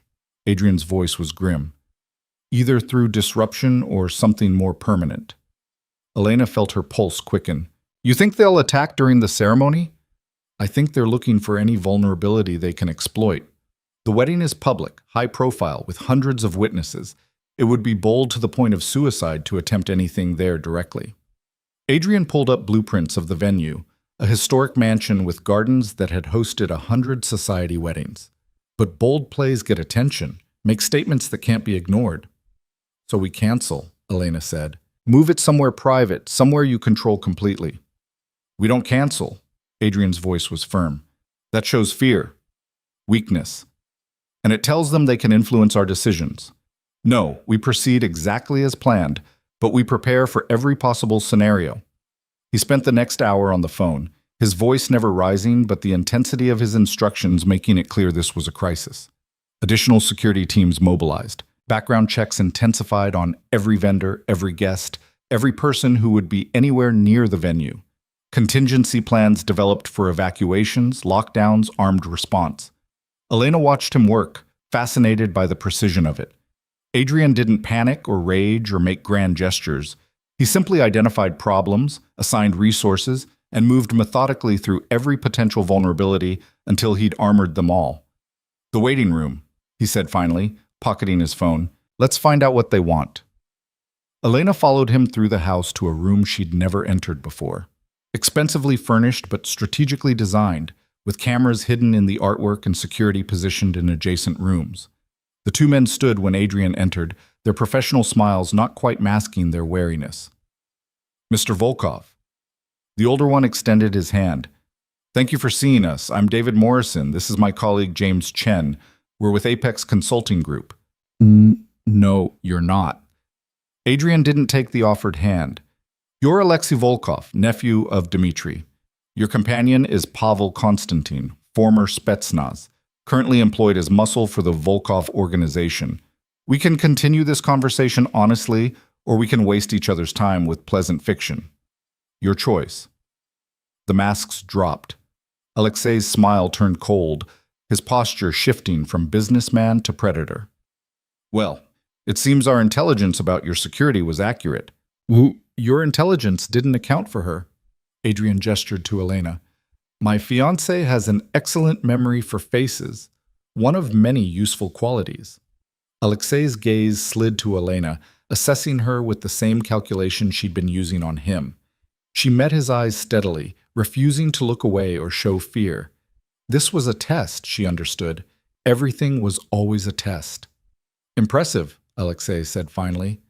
My uncle will be interested to know the Whitmore girl has more spine than her father. What do you want? Adrian's voice cut through the posturing. To deliver a message from my uncle. Alexei reached slowly into his jacket, mindful of the security Elena knew was watching from hidden positions, and pulled out an envelope. He requests a meeting, neutral ground, next week. He believes there are mutually beneficial arrangements to be made. Adrian took the envelope but didn't open it. Your uncle had Thomas Brennan feeding him information for 6 months. Why would I trust anything he proposes? Because Brennan is dead, and my uncle has no desire to waste more resources on subterfuge when a direct conversation might serve both your interests. Alexei's English was perfect, accent carefully modulated. The past is past. He's proposing we discuss the future. The future where he expands into my territory, absorbs my operations, that future? Adrian's voice was dangerously quiet. The future where we stop bleeding resources, fighting each other, and start making real money. Alexei leaned against the desk, carefully casual. You're smart, Volkov. You know the old ways don't work anymore. The Americans, they want to pretend we don't exist. Fine. We exist quietly. But we exist together, coordinated, instead of cutting each other's throats. Your uncle killed my family. 25 years ago. Different time, different circumstances. Alexei spread his hands. Neither of us can change the past, but we can choose whether to let it control our future. My uncle is offering peace, partnership, a way forward that doesn't end with one of us dead. Elena watched Adrian process this, saw him weighing options and calculating risks. This was the moment, she realized. Accept the meeting and risk walking into a trap. Refuse and guarantee the conflict would escalate. I'll consider his proposal, Adrian said finally. You can tell him my answer by tomorrow evening. Now get out of my house. Alexei smiled, recognizing a dismissal when he heard one. Of course. It was a pleasure meeting you both. And congratulations on your upcoming wedding. I'm sure it will be, memorable. The threat in those words was subtle but unmistakable. Elena felt her hands clench into fists, but she kept her expression neutral, her voice steady when she spoke. Thank you. We're expecting it to be quite an event. She paused deliberately. Security will be exceptional, of course. We've spared no expense ensuring our guests' safety. Alexei's eyes narrowed slightly, recognizing the counter threat. I'm sure they'll be very well protected. Good day? Marcus appeared to escort them out, and Elena watched on the security feeds as they were guided to their car and off the property. Only when the gates closed behind them did she let out the breath she'd been holding. That was a warning, she said, about the wedding. Yes. Adrian opened the envelope, scanning the contents. Among other things, Dmitri wants to meet 3 days before the ceremony. Neutral location. No more than 2 security personnel each. It's a trap. Probably. Adrian set the letter aside. Or it's exactly what he claims. An attempt to establish détente before this escalates into open war. Either way, I have to respond. You can't go. Elena heard the urgency in her own voice. Adrian, he killed your family. This is the man who murdered your parents and your sister. You can't trust anything he offers. I don't trust him, but I trust my ability to assess situations and extract myself if necessary. Adrian moved to the window, looking out at grounds that were beautiful and deadly, every inch monitored and protected. If I refuse the meeting, I look weak, afraid. It emboldens him and everyone else watching this situation. If I go, I gather intelligence about what he's actually planning and buy time to prepare our own countermeasures. Then I'm coming with you. Elena said it firmly, no room for argument. Absolutely not. You said partnership, you said equal. That means I don't sit safely at home while you walk into potential danger. Elena crossed to stand beside him. Besides, you need me there. Dmitri will expect fear or anger from you. He won't expect rational negotiation supported by someone who can read the room and provide objective assessment. He'll see you as a vulnerability he can exploit. Let him try. Elena's voice was hard. I've spent the last 3 weeks learning from you. Learning how to see through lies, how to recognize threats, how to stay calm under pressure. Put me in that room. Let me prove I'm actually your partner, not just someone you're protecting. Adrian studied her for a long moment, his gray eyes searching her face for doubt or fear. Elena held his gaze, letting him see the certainty she felt. This was who she'd become, someone who ran toward danger instead of away from it, because hiding meant staying powerless. One condition, Adrian said finally. You follow my lead completely. If I tell you to leave, you leave. If I tell you to stay silent, you stay silent. No questions, no hesitation. Agreed? Agreed. Then you're coming with me. Adrian pulled out his phone, already planning. We have 3 days to prepare. That means research, strategy, contingencies for every scenario I can imagine, and you're going to help me build them all. The next 72 hours passed in a blur of preparation. Elena learned everything available about Dmitri Volkov, his background, his operations, his known associates, his weaknesses. She studied negotiation tactics and threat assessment. She practiced staying calm while Adrian's security team ran scenarios that ended in violence, teaching her how to recognize the moment before shots were fired, how to create distance, how to survive. She also planned her wedding, because life didn't stop for death threats and dangerous meetings. Flowers were selected, seating charts finalized, menu tastings completed. The surreal juxtaposition of choosing between roses and peonies while learning to identify potential assassins in a crowd would have broken Elena 2 weeks ago. Now it felt almost natural.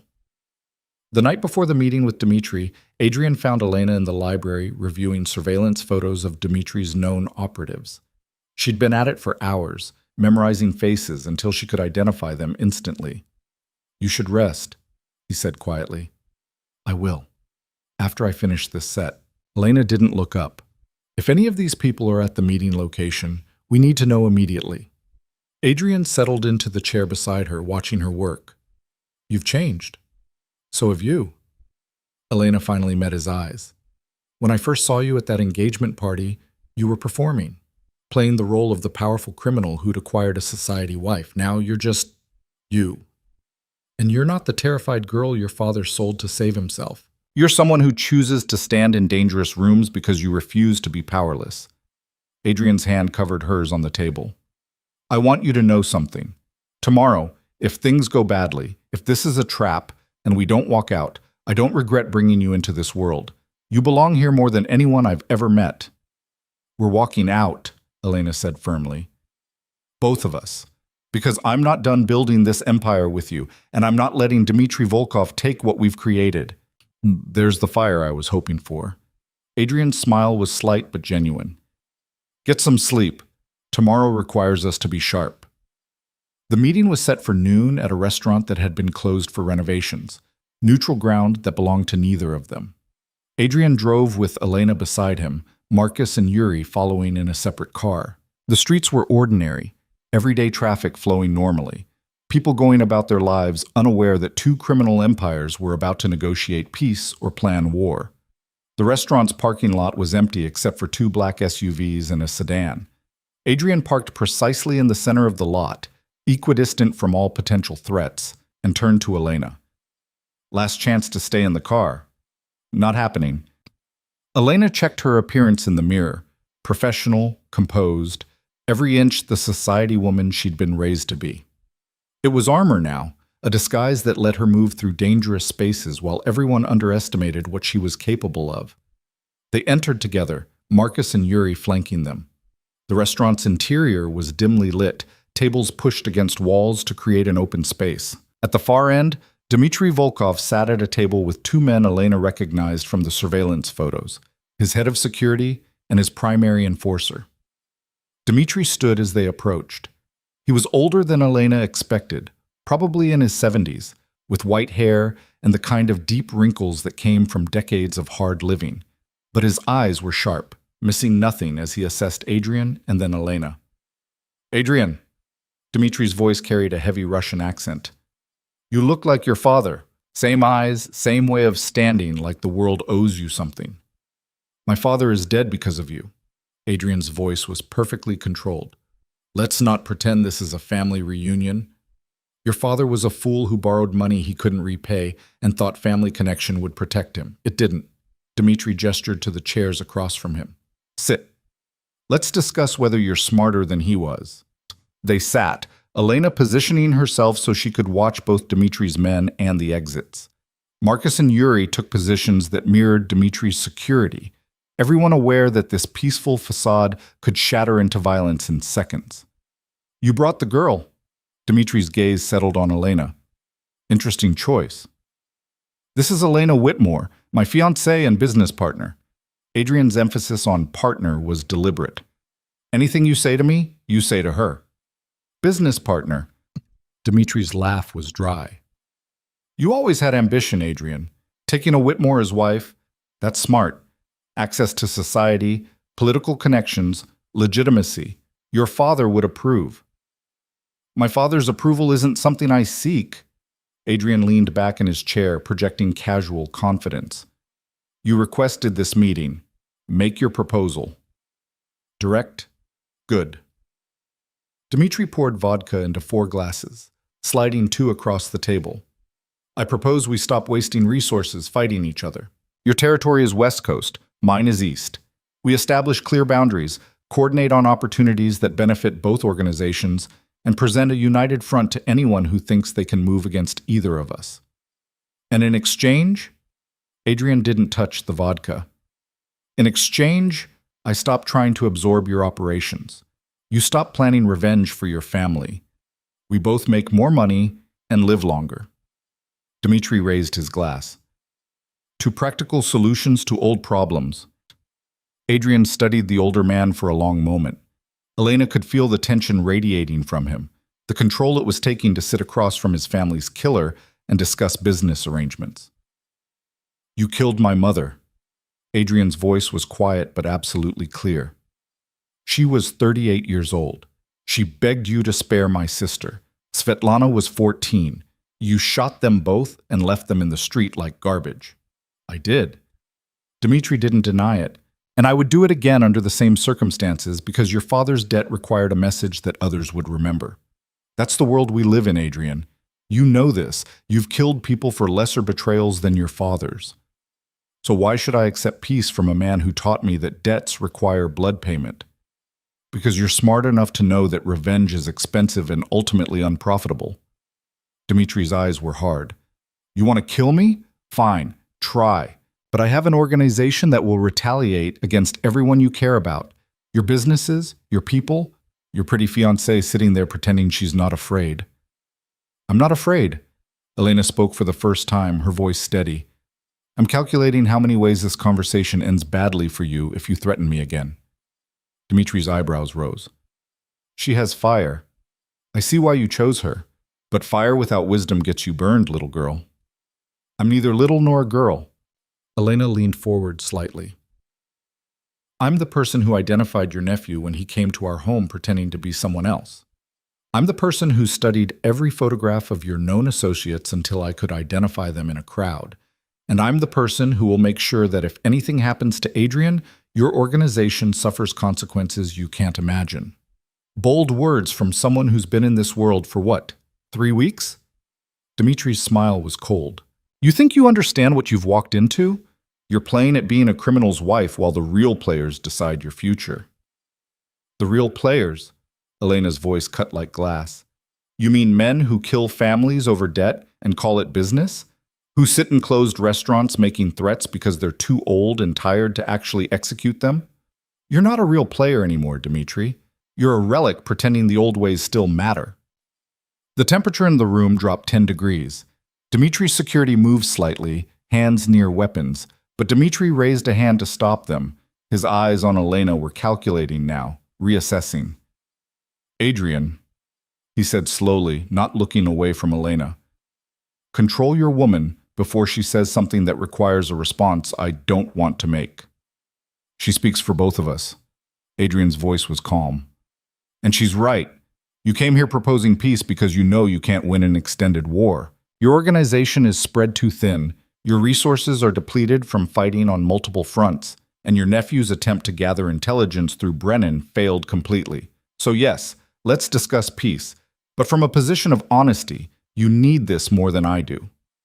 Dmitri was silent for a long moment, vodka glass forgotten in his hand. Then, surprising them all, he laughed, a genuine sound of appreciation. You have courage, both of you. Foolish courage, perhaps, but I respect it. He set down his glass. Very well. Honest negotiation. I propose territorial boundaries clearly defined, no interference in each other's operations, and cooperation on opportunities where our interests align. In exchange, I leave you alone, and you abandon whatever revenge fantasies keep you awake at night. And when you die, Adrian asked, what happens to this peace when your nephew inherits your organization? Alexei will honor agreements I make. He's ambitious, but he's not stupid. Dmitri pulled out a document, slid it across the table. This formalizes everything. Territories, protocols for dispute resolution, terms for cooperation. Sign it, and this war ends today. Adrian picked up the document, reading carefully. Elena watched Dmitri's face, looking for any sign of deception, any tell that this was an elaborate trap. But the old man looked genuinely tired, the kind of exhaustion that came from decades of violence. There's a clause here, Adrian said slowly. About successors. It says if either of us dies, our organizations honor the agreement for 5 years minimum before any renegotiation. Insurance, Dmitri confirmed. So neither of us gets killed immediately after signing. 5 years of guaranteed peace, even if one of us doesn't survive to enjoy it. It was smart, Elena realized. Self-interest aligned to create stability. Both men protected by their agreement even after death. I want one addition, Adrian said. Elena is named specifically as my successor if anything happens to me. Your organization treats her with the same respect and cooperation you show me. Done. Dmitri nodded to one of his men, who produced a pen. Any other modifications? The shipping routes in Section 7 need clarification, and the dispute resolution process should include a neutral third party, not just direct negotiation. They spent the next hour revising language, adjusting terms, building a framework for peace between two organizations that had been enemies for decades. Elena watched Adrian work, fascinated by how he negotiated, patient, thorough, missing no detail. This was the businessman beneath the criminal, the strategic mind that had built an empire from nothing. Finally, the document was complete. Adrian read it once more, then picked up the pen. To practical solutions, he said, echoing Dmitri's earlier words, and signed his name. Dmitri signed as well, witnessed by their respective security. Just like that, a war that had been brewing for years ended with signatures on paper. To your wedding, Dmitri raised his glass again. May you find what I never did, someone to share the burden of this life. I already have. Adrian's hand found Elena's under the table. That's why I can afford to make peace. I have something more important than revenge now. They left the restaurant with the signed agreement, walking into afternoon sunlight that felt surreal after the tension of the negotiation. In the car, Elena finally allowed herself to breathe normally. We did it, she said. You did it, Adrian corrected. Your read on Dmitri was perfect. Calling him out on his weakness gave us leverage to negotiate from strength. I thought he might shoot me for it. So did I. Adrian's smile was slight. But you were right. He needed this piece more than we did, and showing him we knew that changed the dynamic completely. Elena leaned back against the leather seat, adrenaline slowly fading. Is it real, the piece? For now. Dmitri's signature is worthless if he dies tomorrow and Alexei decides to ignore it. But for now, yes. We bought time, space to breathe, and most importantly, protection during the wedding. Adrian pulled her closer. No attacks, no disruptions. Just a ceremony that makes our partnership official. Speaking of which, Elena pulled out her phone. The florist needs final confirmation by tonight, and we still haven't decided between the string quartet or the classical ensemble for the ceremony.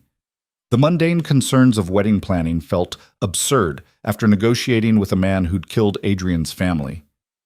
But that was their life now. Violence and beauty, danger and normalcy, all woven together until they couldn't be separated. String quartet, Adrian decided. More intimate. And I want something intimate, not a performance. Intimate with 300 guests? You know what I mean? Elena did know. Amid all the spectacle and strategy, they were actually getting married, making promises to each other that went beyond business arrangements and survival tactics, building something that might be called love, if love could exist in a world this dark. The wedding was 4 days away now. 4 days until Elena became Mrs. Volkov officially, until their partnership was formalized in front of everyone who mattered. 4 days to prepare for whatever came next. And she was ready. For all of it. The morning of the wedding dawned clear and perfect. The kind of California day that looked like it had been ordered specifically for the occasion. Elena woke alone in her suite at the historic Ashford estate where the ceremony would take place, surrounded by flowers and champagne and all the trappings of a society wedding that cost more than most people earned in a lifetime. She stood at the window, watching security teams patrol the grounds in their dark suits, earpieces visible, weapons concealed but present. 300 guests would arrive in a few hours, each one vetted and cleared, their names cross-referenced against every threat database Adrian had access to. The string quartet was warming up somewhere below. Caterers moved through the kitchens, preparing food that had been inspected and tested. Photographers positioned themselves for the perfect shots. It was beautiful and meticulous, and beneath it all ran a current of potential violence that most of the guests would never notice. A knock interrupted her thoughts. "Elena?" Her mother's voice, tentative in a way it had never been before. "May I come in?" Elena hesitated, then opened the door. Victoria Whitmore stood in the hallway wearing a designer dress and an expression that might have been regret if Elena had believed her mother capable of that emotion. "You look beautiful," her mother said softly, taking in the silk robe and the organized chaos of Elena's preparation.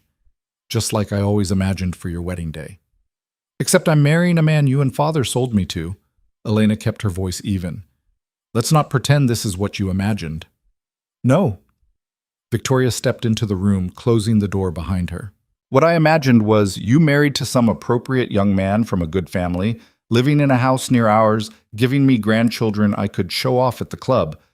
This is something else entirely. This is my choice." Elena moved to the vanity where her makeup artist had laid out everything needed.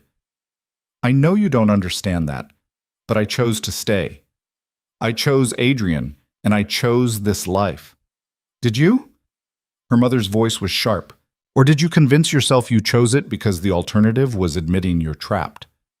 Elena turned to face her mother fully. "I had $10 million and a contract that let me walk away any time. I still have that. I'm here because I want to be, because I've built something with Adrian that matters more than art school in Paris ever did. You've become one of them." Victoria said it like a diagnosis. "I can see it in your eyes. That hardness, that willingness to accept things that should be unacceptable. Elena, you're 20 years old. You should be worried about grades and boyfriends and where to travel this summer, not learning how to negotiate with criminals and plan for security threats at your own wedding." "Maybe," Elena began applying her makeup with steady hands. "But that innocent girl you're describing? She died the moment father traded her future to save his political career. You can mourn her if you want." "I don't."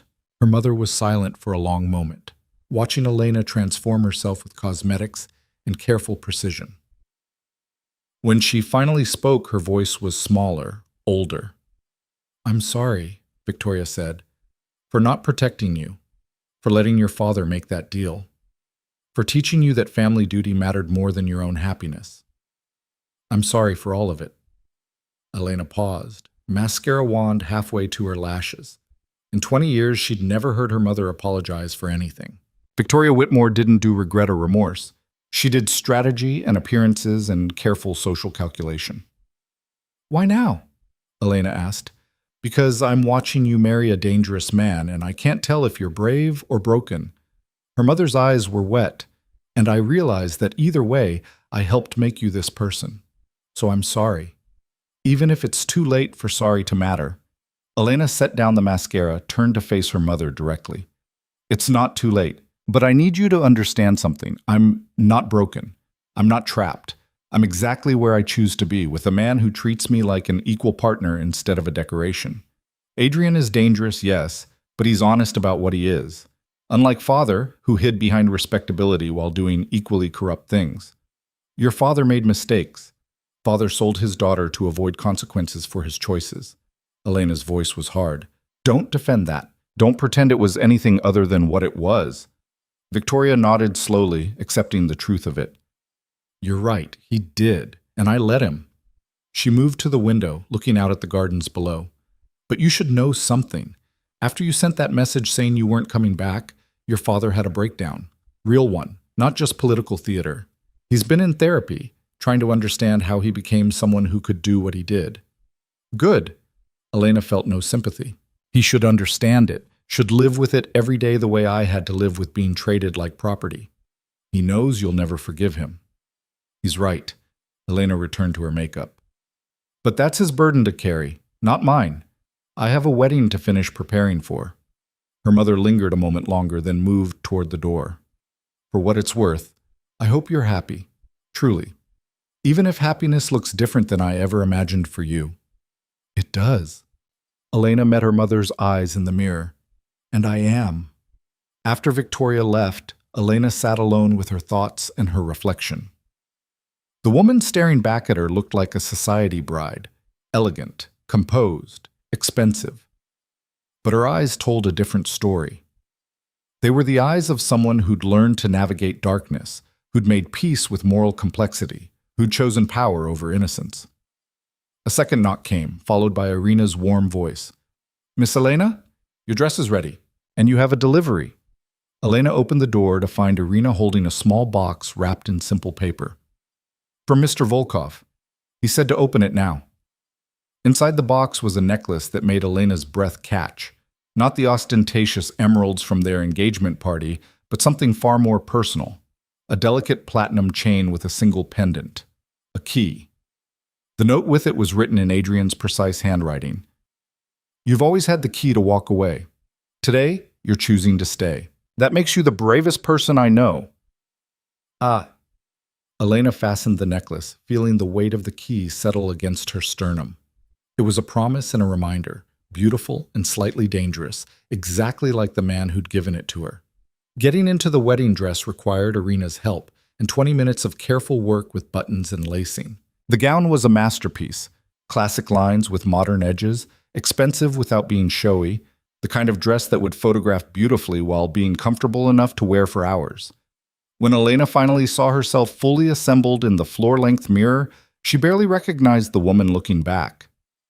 This wasn't the terrified girl from the engagement party.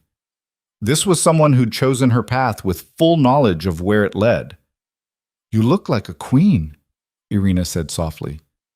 "Mr. Volkov is a lucky man. We're both lucky." Elena adjusted the necklace so the key was visible. "We found each other at exactly the right moment."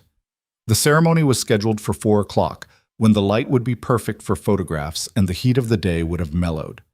Elena waited in a preparation room while guests arrived, watching security feeds on a tablet that Marcus had provided. She recognized faces from society pages, from political fundraisers, from Adrian's legitimate business operations. She also recognized faces from the darker files she'd studied, people who worked in the shadows, who handled problems that couldn't be solved through legal channels, who understood exactly what kind of empire they were celebrating today. "They're ready for you." Marcus appeared in the doorway, professional as always, but with something that might have been approval in his eyes. "The groom is at the altar. Security is in position. Everything's clear." Elena took a final deep breath, adjusted her dress, and stepped into the hallway. There was no father to walk her down the aisle. She'd refused that particular tradition, unwilling to let the man who'd sold her pretend to give her away. Instead, she walked alone, head high, toward the gardens where 300 people waited. The music shifted as she appeared, the string quartet launching into something classical and beautiful. Guests turned to watch, phones discreetly recording despite the no photography rules, everyone wanting to capture this moment where two worlds collided. And at the end of the flower-lined aisle, Adrian waited. He wore a tuxedo that transformed him from dangerous criminal to something almost civilized, though Elena could see the evidence of concealed weapons in the precise way the jacket hung, the bulk at his ankle where she knew he kept a backup piece. His gray eyes found hers across the distance, and everything else fell away. The guests, the security, the complex machinery of the empire they'd built together. It was just them. Two people who'd chosen each other against all logic and reason. Elena walked toward him steadily, passing faces she knew and faces she didn't, aware that everyone here understood this was more than a wedding. This was a coronation of sorts. The moment Elena Whitmore officially became Elena Volkov, partner to one of the most powerful men on the West Coast. She reached the altar, and Adrian took her hand, his grip warm and solid and certain. The officiant began speaking, words about love and partnership and lifelong commitment. Elena barely heard them, focused instead on Adrian's face, on the subtle shift in his expression that told her he was as aware as she was of every potential threat, every vulnerability, every way this could go wrong. But nothing went wrong. The ceremony proceeded exactly as planned, words exchanged and vows spoken and rings placed on fingers. When the officiant pronounced them married and invited Adrian to kiss his bride, the kiss was brief and proper and absolutely nothing like the passion Elena knew existed beneath Adrian's controlled exterior. That was for later, for private moments when they weren't performing for hundreds of witnesses. The reception flowed seamlessly from ceremony, guests moving to dinner tables arranged on the lawn, while the string quartet played and champagne flowed. Elena and Adrian made the rounds together, greeting people, accepting congratulations, playing their parts perfectly. Stunning wedding. A senator whose name Elena couldn't immediately recall shook Adrian's hand enthusiastically. You two make quite the power couple. Thank you, Senator. Adrian's smile was practiced. We're looking forward to many years of partnership. Partnership. The word that defined everything they were building. Not love, though Elena suspected something like love existed between them, grown from respect and shared purpose rather than romance. But partnership first and always. Dinner was elaborate and perfect, speeches carefully vetted beforehand to ensure no one said anything that would create problems later. Elena's mother spoke about watching her daughter grow into a remarkable woman. One of Adrian's business associates talked about his integrity and vision. No one mentioned the darker realities everyone suspected, but no one acknowledged directly. As dessert was being served, Elena noticed Marcus speaking urgently into his earpiece, his expression shifting from neutral to alert. She caught Adrian's eye, tilted her head slightly in question. He noticed, too, excusing himself smoothly from the conversation with the judge who'd been explaining his views on criminal justice reform with spectacular obliviousness. Elena followed, both of them moving to where Marcus stood at the edge of the reception area. Problem? Adrian's voice was low. Possible. We've got movement at the north perimeter. 3 vehicles stopped on the access road, occupants not exiting. Could be nothing, could be surveillance. Marcus pulled up camera feeds on his phone. Want me to send a team to investigate? Do it quietly. No disruption to the reception. Adrian's hand rested at Elena's lower back, protective and possessive. Elena, you should... I'm staying right here. Elena cut him off. If something's happening, I need to know about it. Before Adrian could argue, one of the security team leaders appeared, moving fast but trying not to draw attention. Sir, the vehicles just left, but they deployed a drone before departing. Small one, camera-equipped. It circled the perimeter twice and retreated. Reconnaissance. Adrian's jaw tightened. Someone's mapping our security layout. Dmitri? Elena asked. Unlikely. The peace agreement includes provisions against this kind of surveillance. Adrian pulled out his phone, already calling someone. But someone's testing our defenses, taking note of our capabilities. Elena watched him work, making calls and issuing orders while maintaining the appearance of casual conversation. Within minutes, their security posture had shifted. Additional teams deployed to perimeter positions, drone countermeasures activated, guest screening intensified. All of it invisible to the 300 people eating dessert and drinking champagne and dancing to the orchestra that had replaced the string quartet. I need to know who sent that drone, Adrian said finally. Marcus, pull every camera feed from the access roads. Run facial recognition on anyone in those vehicles. Cross-reference against our databases. I want names within the hour. On it. Marcus disappeared to coordinate the investigation. Elena and Adrian returned to the reception, smiling and accepting congratulations while processing the threat implications. Someone had chosen their wedding day to probe for weaknesses. Whether that was opportunistic timing or deliberate provocation remained to be seen. May I have this dance? Adrian extended his hand as the orchestra began a waltz. Elena took it, letting him guide her onto the dance floor where other couples were already moving to the music.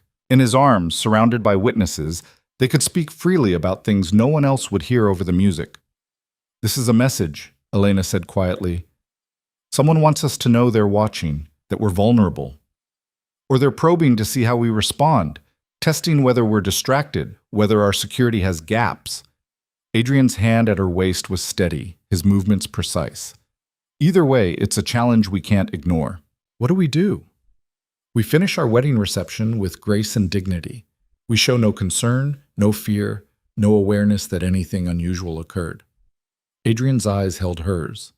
And then, tomorrow, we identify who was responsible and respond accordingly. Responded how? Elena asked, though she suspected she knew the answer. That depends on who it was and what they hoped to accomplish.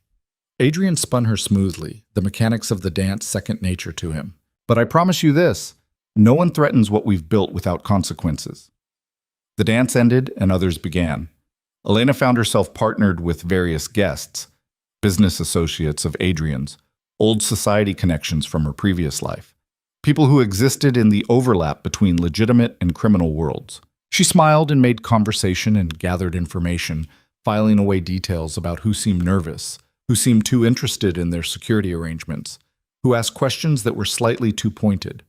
It was past 11 when the reception finally wound down, guests departing in carefully coordinated waves of limousines and town cars and expensive vehicles that probably cost more than the average person's annual salary. Elena and Adrian stood at the entrance, thanking people for coming, accepting final congratulations, maintaining perfect composure despite the security breach earlier.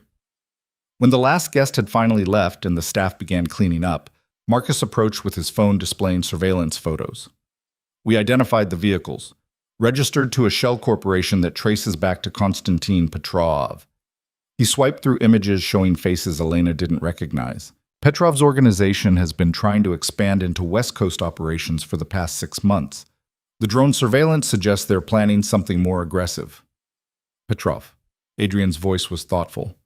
Not substantial enough to be a real threat on his own, but if he's working with someone else, it becomes more interesting. Run the associates, see who else might be involved. Already on it. We'll have a full report by morning. Good. Adrian turned to Elena. Let's go home. We can strategize there. The drive back to the cliffside house felt surreal after the elaborate spectacle of the wedding. Elena still wore her dress, though she'd kicked off her shoes in the car, and Adrian had loosened his bow tie, the first visible sign of relaxation she'd seen all day. Some wedding night, she said wryly. Not what you imagined, I assume.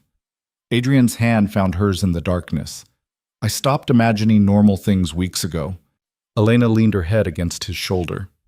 Now I imagine security threats and strategic responses and how to protect what we've built. Is that strange? It's practical, and it's why we work. Adrian's voice was soft. Most people in this life, they keep their partners separate from the reality of what they do. Protected, innocent. But that creates distance, secrets, vulnerabilities. You and I, we don't have that problem. Because I chose to see everything, even the ugly parts. Us especially the ugly parts. Adrian pressed a kiss to her temple. You're my partner in all of it. Today proved that. The way you handled the security situation, the way you read the room and gathered intelligence while making small talk, you're a natural at this. Elena felt warmth spread through her chest at his approval. A month ago, she would have been horrified to be praised for skills in deception and threat assessment. Now, it felt like recognition of her value, acknowledgement of how far she'd come. Back at the house, Elena changed out of her wedding dress with Irina's help, hanging it carefully in the closet next to the engagement dress and all the other expensive clothes that had become her armor. She pulled on comfortable clothes, leggings and a soft sweater, and found Adrian in his study, still in his tuxedo pants and shirt, but with the jacket discarded and sleeves rolled up. He was reviewing security footage on multiple screens, making notes, building a picture of what had happened and who was responsible. Come here, he said without looking away from the screens. Tell me what you see. Elena moved to stand beside him, studying the drone footage that their security systems had captured. The small aircraft had circled the perimeter systematically, camera-angled to capture security positions, equipment, personnel movements. They're mapping our entire setup, she said. Not just casual observation, this is detailed reconnaissance for planning purposes. They want to know exactly how many people we have, where they're positioned, what equipment we're using. What does that tell you about their intentions? Elena thought carefully. They're planning something that requires precise knowledge of our defenses, either an assault on this location or they want to understand our capabilities so they can plan around them elsewhere. Good. Adrian pulled up different footage. Now watch this. The vehicles on the access road. Notice anything about their positioning? Elena studied the images. 3 vehicles parked at intervals, all with clear sight lines to different sections of the property. They weren't just launching the drone. They were also running direct surveillance, multiple angles, redundant coverage, which means they're thorough, well-funded, and they've done this kind of operation before. Elena felt her pulse quicken. This isn't some opportunistic move, it's professional. Exactly. Adrian minimized the footage, pulled up files on Konstantin Petrov. Which means Petrov isn't working alone. He doesn't have the resources or expertise for this level of operation. Who would he be working with? That's what we need to find out. Adrian's phone buzzed. He glanced at it, his expression darkening. Marcus found something. 3 of Petrov's known associates have connections to Dmitry Volkov's organization. Elena felt ice slide through her veins. The peace agreement was signed 3 days ago and apparently means nothing. Adrian's voice was carefully controlled, but Elena could hear the fury underneath. Dmitry agreed to territorial boundaries and cooperation, then immediately began planning reconnaissance operations against our primary residence. Unless he didn't authorize it, Elena said slowly. What if Alexei is making moves without his uncle's knowledge, testing whether the old man's peace agreement actually holds? Adrian considered this. It's possible. Dmitry is in his 70s. Alexei might be positioning himself to take over, establishing that he's not bound by agreements made by someone he sees as weak. Either way, we need to respond. Elena moved to the window, looking out at the ocean that was just visible in the moonlight. If we do nothing, it shows weakness, invites more aggressive action.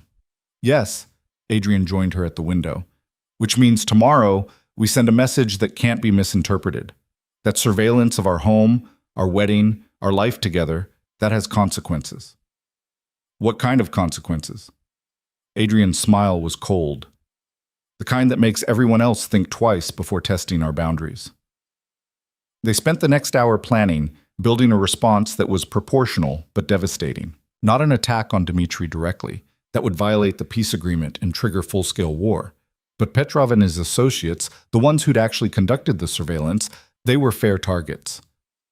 We hit 3 of his operations simultaneously, Adrian explained, pointing to locations on a map. The shipping warehouse where he stores merchandise that should have been taxed. The restaurant he uses for money laundering. And his primary office where he runs his legitimate construction business. We don't destroy them. We just make it clear we know exactly where they are and could destroy them anytime we choose. A warning, Elena understood. Proportional response that demonstrates capability without triggering escalation. Exactly, and we make sure Dmitry knows that his nephew's people were involved. Let him deal with the internal politics of whether Alexei is undermining his authority. It was elegant and brutal, the kind of strategic response that solved immediate problems while creating longer-term advantages. Elena watched Adrian coordinate everything, calls to his security teams, instructions to his intelligence network, careful planning of timing and execution. This was who he was. Not the man in the tuxedo at their wedding, but this, the strategist who saw 10 moves ahead and played chess with human lives. And Elena found herself not repulsed but fascinated, contributing ideas and identifying vulnerabilities in the plan until it was refined to near perfection. By 2 a.m, everything was set. The operations would execute at dawn, coordinated to the minute, sending a message that would be received clearly by everyone who mattered. Come to bed, Adrian said finally, closing his laptop. We've done everything we can for tonight. His bedroom was at the far end of the house, overlooking the ocean from floor-to-ceiling windows. Elena had never been inside before. They'd maintained the fiction of separate spaces even as their partnership deepened. But tonight was different. Tonight they were actually married, and whatever came next would happen together. The room was surprisingly simple for someone with Adrian's resources. A massive bed, minimal furniture, shelves of books in multiple languages. Personal in a way the rest of the house wasn't. This is where you really live, Elena said, running her hand along the bookshelf. Russian literature, history, philosophy, military strategy. The education of someone who'd taught himself everything he needed to survive and thrive. This is where I think. Adrian moved to stand behind her. Where I plan. Where I process everything that happens in the world outside. And now I'm here. Elena turned to face him.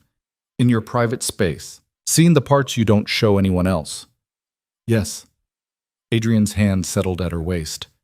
Because you're my wife now, my partner in everything. Which means no more walls, no more separate spaces, no more parts of my life you don't see. Elena reached up, loosening his collar further, studying the face she'd learned to read over the past month. I'm not who I was when we met. Neither am I. Adrian's voice was soft. You've changed me too. Made me want things I thought were too dangerous. Partnership. Trust. Someone who sees all of me and chooses to stay anyway. I do choose it. Elena's hand slid to his chest, feeling his heartbeat steady beneath her palms. Every day, even when it's hard, even when I watch you order consequences for people who cross you, even when I have to become someone harder than I ever imagined, I choose this. I choose you. When Adrian kissed her, it wasn't like the chaste kiss at their wedding ceremony. This was real and raw and absolutely private. No performance for witnesses, just two people who'd found each other in darkness and decided to build something together. They fell into bed tangled together, wedding night finally claiming its traditional purposes, though nothing about them was traditional. Between kisses and touches and the kind of intimacy that came from truly knowing someone, they talked about the future they were building, the empire they'd expand, the threats they'd neutralize, the power they'd consolidate. Eventually, they slept, wrapped around each other while security teams patrolled outside, and the ocean crashed against cliffs and the world spun on, indifferent to the empire being forged in this bedroom. Elena woke at dawn to find Adrian already dressed, standing at the window with his phone pressed to his ear, issuing final instructions for the morning's operations. She watched him work, this man who'd bought her freedom, and somehow given her more power than she'd ever had as a Whitmore. "It's done," he said finally, ending the call and turning to face her. Petrov's operations were hit simultaneously 15 minutes ago. No casualties, but extensive property damage. Security footage was left showing our people entering and leaving. The message is clear. How will he respond? He'll run to Dmitri claiming we violated the peace agreement. Dmitri will review the evidence, see that his nephew's people conducted surveillance of our wedding, and make Alexei handle the political fallout. Adrian moved to sit beside her on the bed. By this afternoon, we'll receive either a formal apology or a declaration of war. I'm betting on the apology. And if you're wrong, then we go to war. Adrian said it simply. But we'll win. We always do. The confidence wasn't arrogance. It was the certainty of someone who'd survived everything the world threw at him and come out stronger every time. Elena's phone buzzed with a message from Marcus. She read it, then showed Adrian the screen. Dmitri wants a call. Private. In the next hour. Right on schedule. Adrian pulled out his own phone, dialing. When Dmitri answered, Adrian put it on speaker so Elena could hear. "You have a problem." Dmitri's voice was harsh. "Alexei's people conducting unauthorized surveillance at your wedding. I found out this morning when Petrov came crying about your retaliation. My nephew exceeded his authority. So you're aware of what happened." "I'm aware my nephew is an ambitious idiot who thought he could make moves without my knowledge. He was wrong." There was a pause, background noise suggesting Dmitri was somewhere less than private. "The peace agreement stands. Alexei is being educated about the importance of honoring commitments I make." "Good." Adrian's voice was neutral. "And Petrov? Is lucky to be alive. I'm sending him back to the East Coast where I can watch him personally. His operations here are finished." Another pause. "I apologize for my nephew's actions. They don't represent my intentions or our agreement. Apology accepted." Adrian met Elena's eyes while speaking to Dmitri.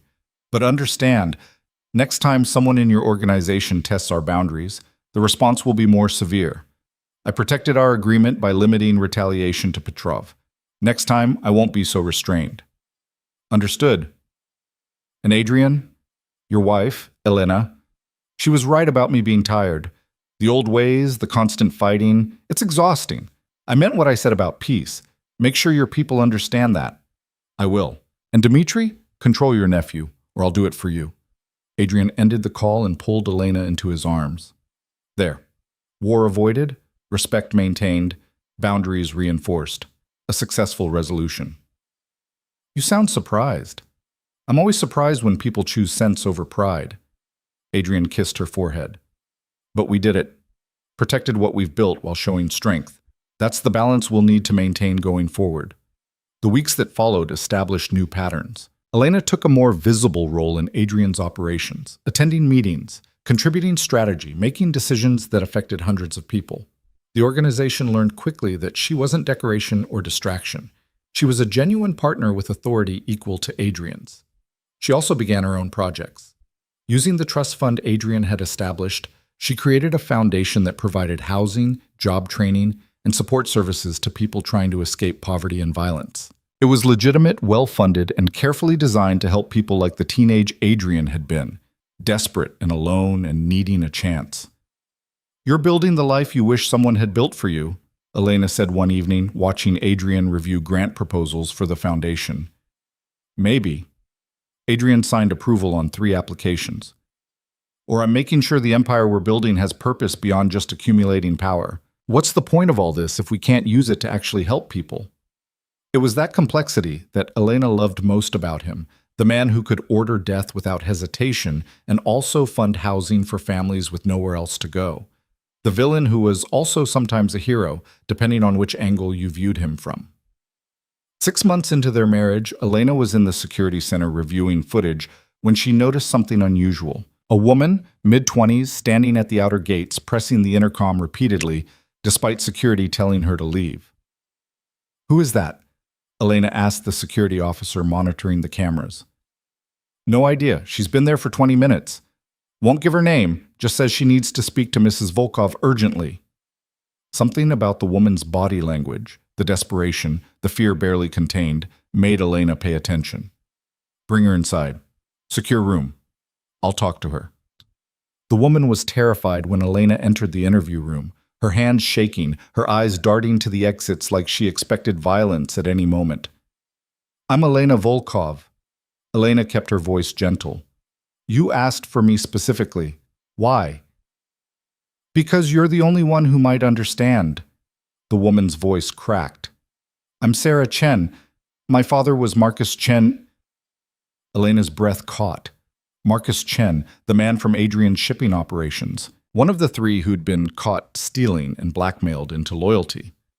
"He died 2 weeks ago," Sarah continued. "Heart attack," they said. "But I found things in his office, documents about shipments, about money, about working for your husband, and I think someone killed him because he knew too much." Elena studied Sarah carefully. The fear was genuine, but was the accusation? Adrian had promised Marcus safety in exchange for loyalty. If Marcus had been killed, it violated everything they'd built. "Why come to me instead of the police?" Elena asked. "Because if I'm right, the police won't help. Your husband owns half of them. But you—" Sarah's eyes held desperate hope. "People say you're different, that you actually care about doing things right. So I'm asking you, was my father murdered? And if he was, will you help me find out who did it?" Elena made a decision that would have been impossible a year ago, unthinkable even months ago. "Stay here. I'll investigate. And if your father was killed, I promise you'll get answers." She found Adrian in his study, interrupted a call about shipping contracts, and laid out Sarah Chen's accusations with clinical precision. "Marcus Chen died of a heart attack," Adrian said when she finished. "Natural causes, verified by the coroner. I had no reason to have him killed. He'd been performing well, providing useful intelligence. His death was unfortunate, but not suspicious." "Then let me investigate. Prove it to her." Elena's voice was firm. "If we want loyalty from our people, they need to know we protect them, that we investigate when something seems wrong. Otherwise, every unexplained death becomes a reason to fear us." Adrian considered this, then nodded slowly. "All right, full investigation. Access to all the security footage, medical records, everything. Find out what happened to Marcus Chen. And Elena? If someone in our organization did kill him without authorization, handle it however you see fit." It took Elena 3 days of reviewing records, interviewing people, and following leads. What she found was both better and worse than murder. Marcus Chen had indeed died of a heart attack, but the stress that triggered it came from threats. Not from Adrian's organization, but from his ex-wife, who'd been blackmailing him for additional child support by threatening to expose his work for Adrian to federal investigators. The ex-wife had no idea what she was actually threatening to expose, thought Marcus was just working for a successful businessman. But Marcus had panicked, the stress had accumulated, and his heart had given out. Elena brought Sarah into Adrian's study, explained everything with documentation to support it, and watched the young woman process the complicated truth. "Your father wasn't murdered," Elena said gently. "But he was killed by the stress of trying to protect you and your siblings from consequences of his past choices. He died trying to be a good father." Sarah cried then, messy and real, grieving both her father and the simple narrative she'd needed to make sense of his death. Elena sat with her through it, understanding that grief for complicated men who'd made terrible choices but loved their families anyway. When Sarah finally left with enough money to finish school and support her siblings, Adrian looked at Elena with something close to wonder. "You could have had her disappeared, eliminated the threat she represented," he said. "She wasn't a threat. She was a daughter looking for answers about her father's death." Elena moved to stand beside him at the window.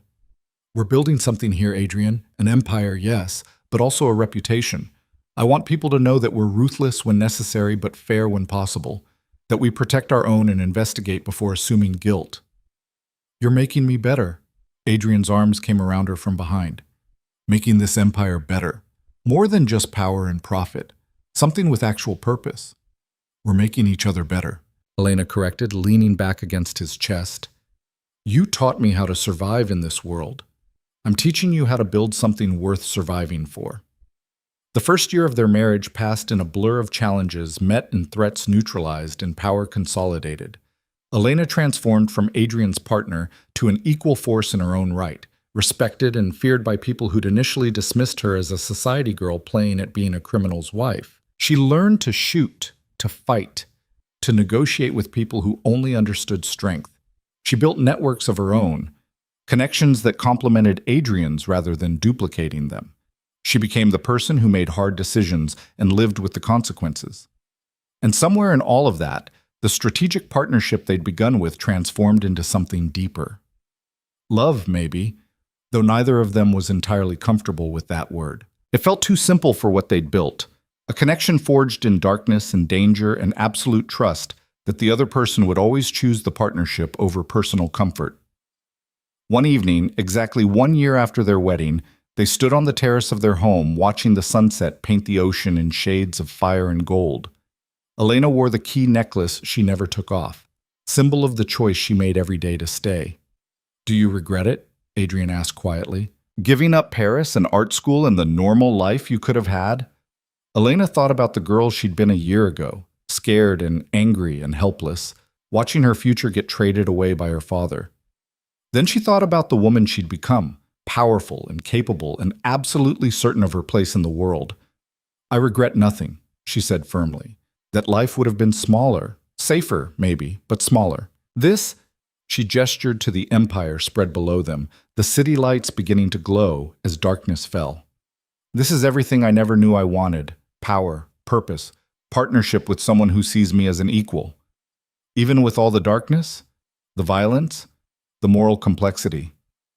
Especially with all that." Elena turned to face him. "Because I'm not pretending to be something I'm not. I'm not playing at being civilized while doing corrupt things behind closed doors. I'm exactly what I appear to be, someone who understands how power works and uses it deliberately. That honesty is worth more than any false innocence." Adrian pulled her close, kissed her with the kind of passion that had grown between them over a year of truly knowing each other. "Then let's build more. Let's expand the empire and the foundation and everything we're creating. Let's show them all what a real partnership can accomplish." "Yes," Elena smiled against his lips. "Let's build a kingdom." And they did. Over the years that followed, Adrian and Elena Volkov became legendary, feared for their ruthlessness, respected for their fairness, admired for the empire they built that balanced profit with purpose. They expanded operations across the West Coast and eventually beyond, always careful to maintain the balance between legitimate business and shadow work. The foundation Elena created helped thousands of people escape poverty and violence, giving them the chances Adrian never had as a teenager. It became her legacy, the proof that power could be used for something beyond just accumulating more power. They faced threats and survived them, enemies who tested their boundaries and learned painful lessons about the cost of challenging the Volkovs. Opportunities that required hard choices and moral complexity, and the willingness to do difficult things for strategic advantage. Through it all, they remained partners, equal in authority, complementary in strengths, absolutely united in purpose. The marriage that began as a transaction transformed into the foundation of an empire, proof that sometimes the most powerful alliances come from the most unexpected places. Elena never returned to art school, never studied in Paris or Florence or any of the places she'd once dreamed about. But she didn't mourn those lost dreams because the reality she'd built was so much bigger, so much more substantial than anything she could have imagined at 20. She'd been sold to save her father's political career, but she'd taken that violation and transformed it into power, choosing to stay not because she was trapped, but because she'd found exactly where she belonged, beside the most dangerous man in the city, building an empire that would last long after they were gone, living a life that was complex and difficult and absolutely authentic. And every morning, when Elena woke in Adrian's arms, the key necklace still around her neck, she made the same choice she'd made a year ago, 5 years ago, 10 years ago. She chose to stay. She chose partnership over safety. She chose power over innocence. She chose herself, the woman she'd become, the queen she was always meant to be. And that choice made all the difference.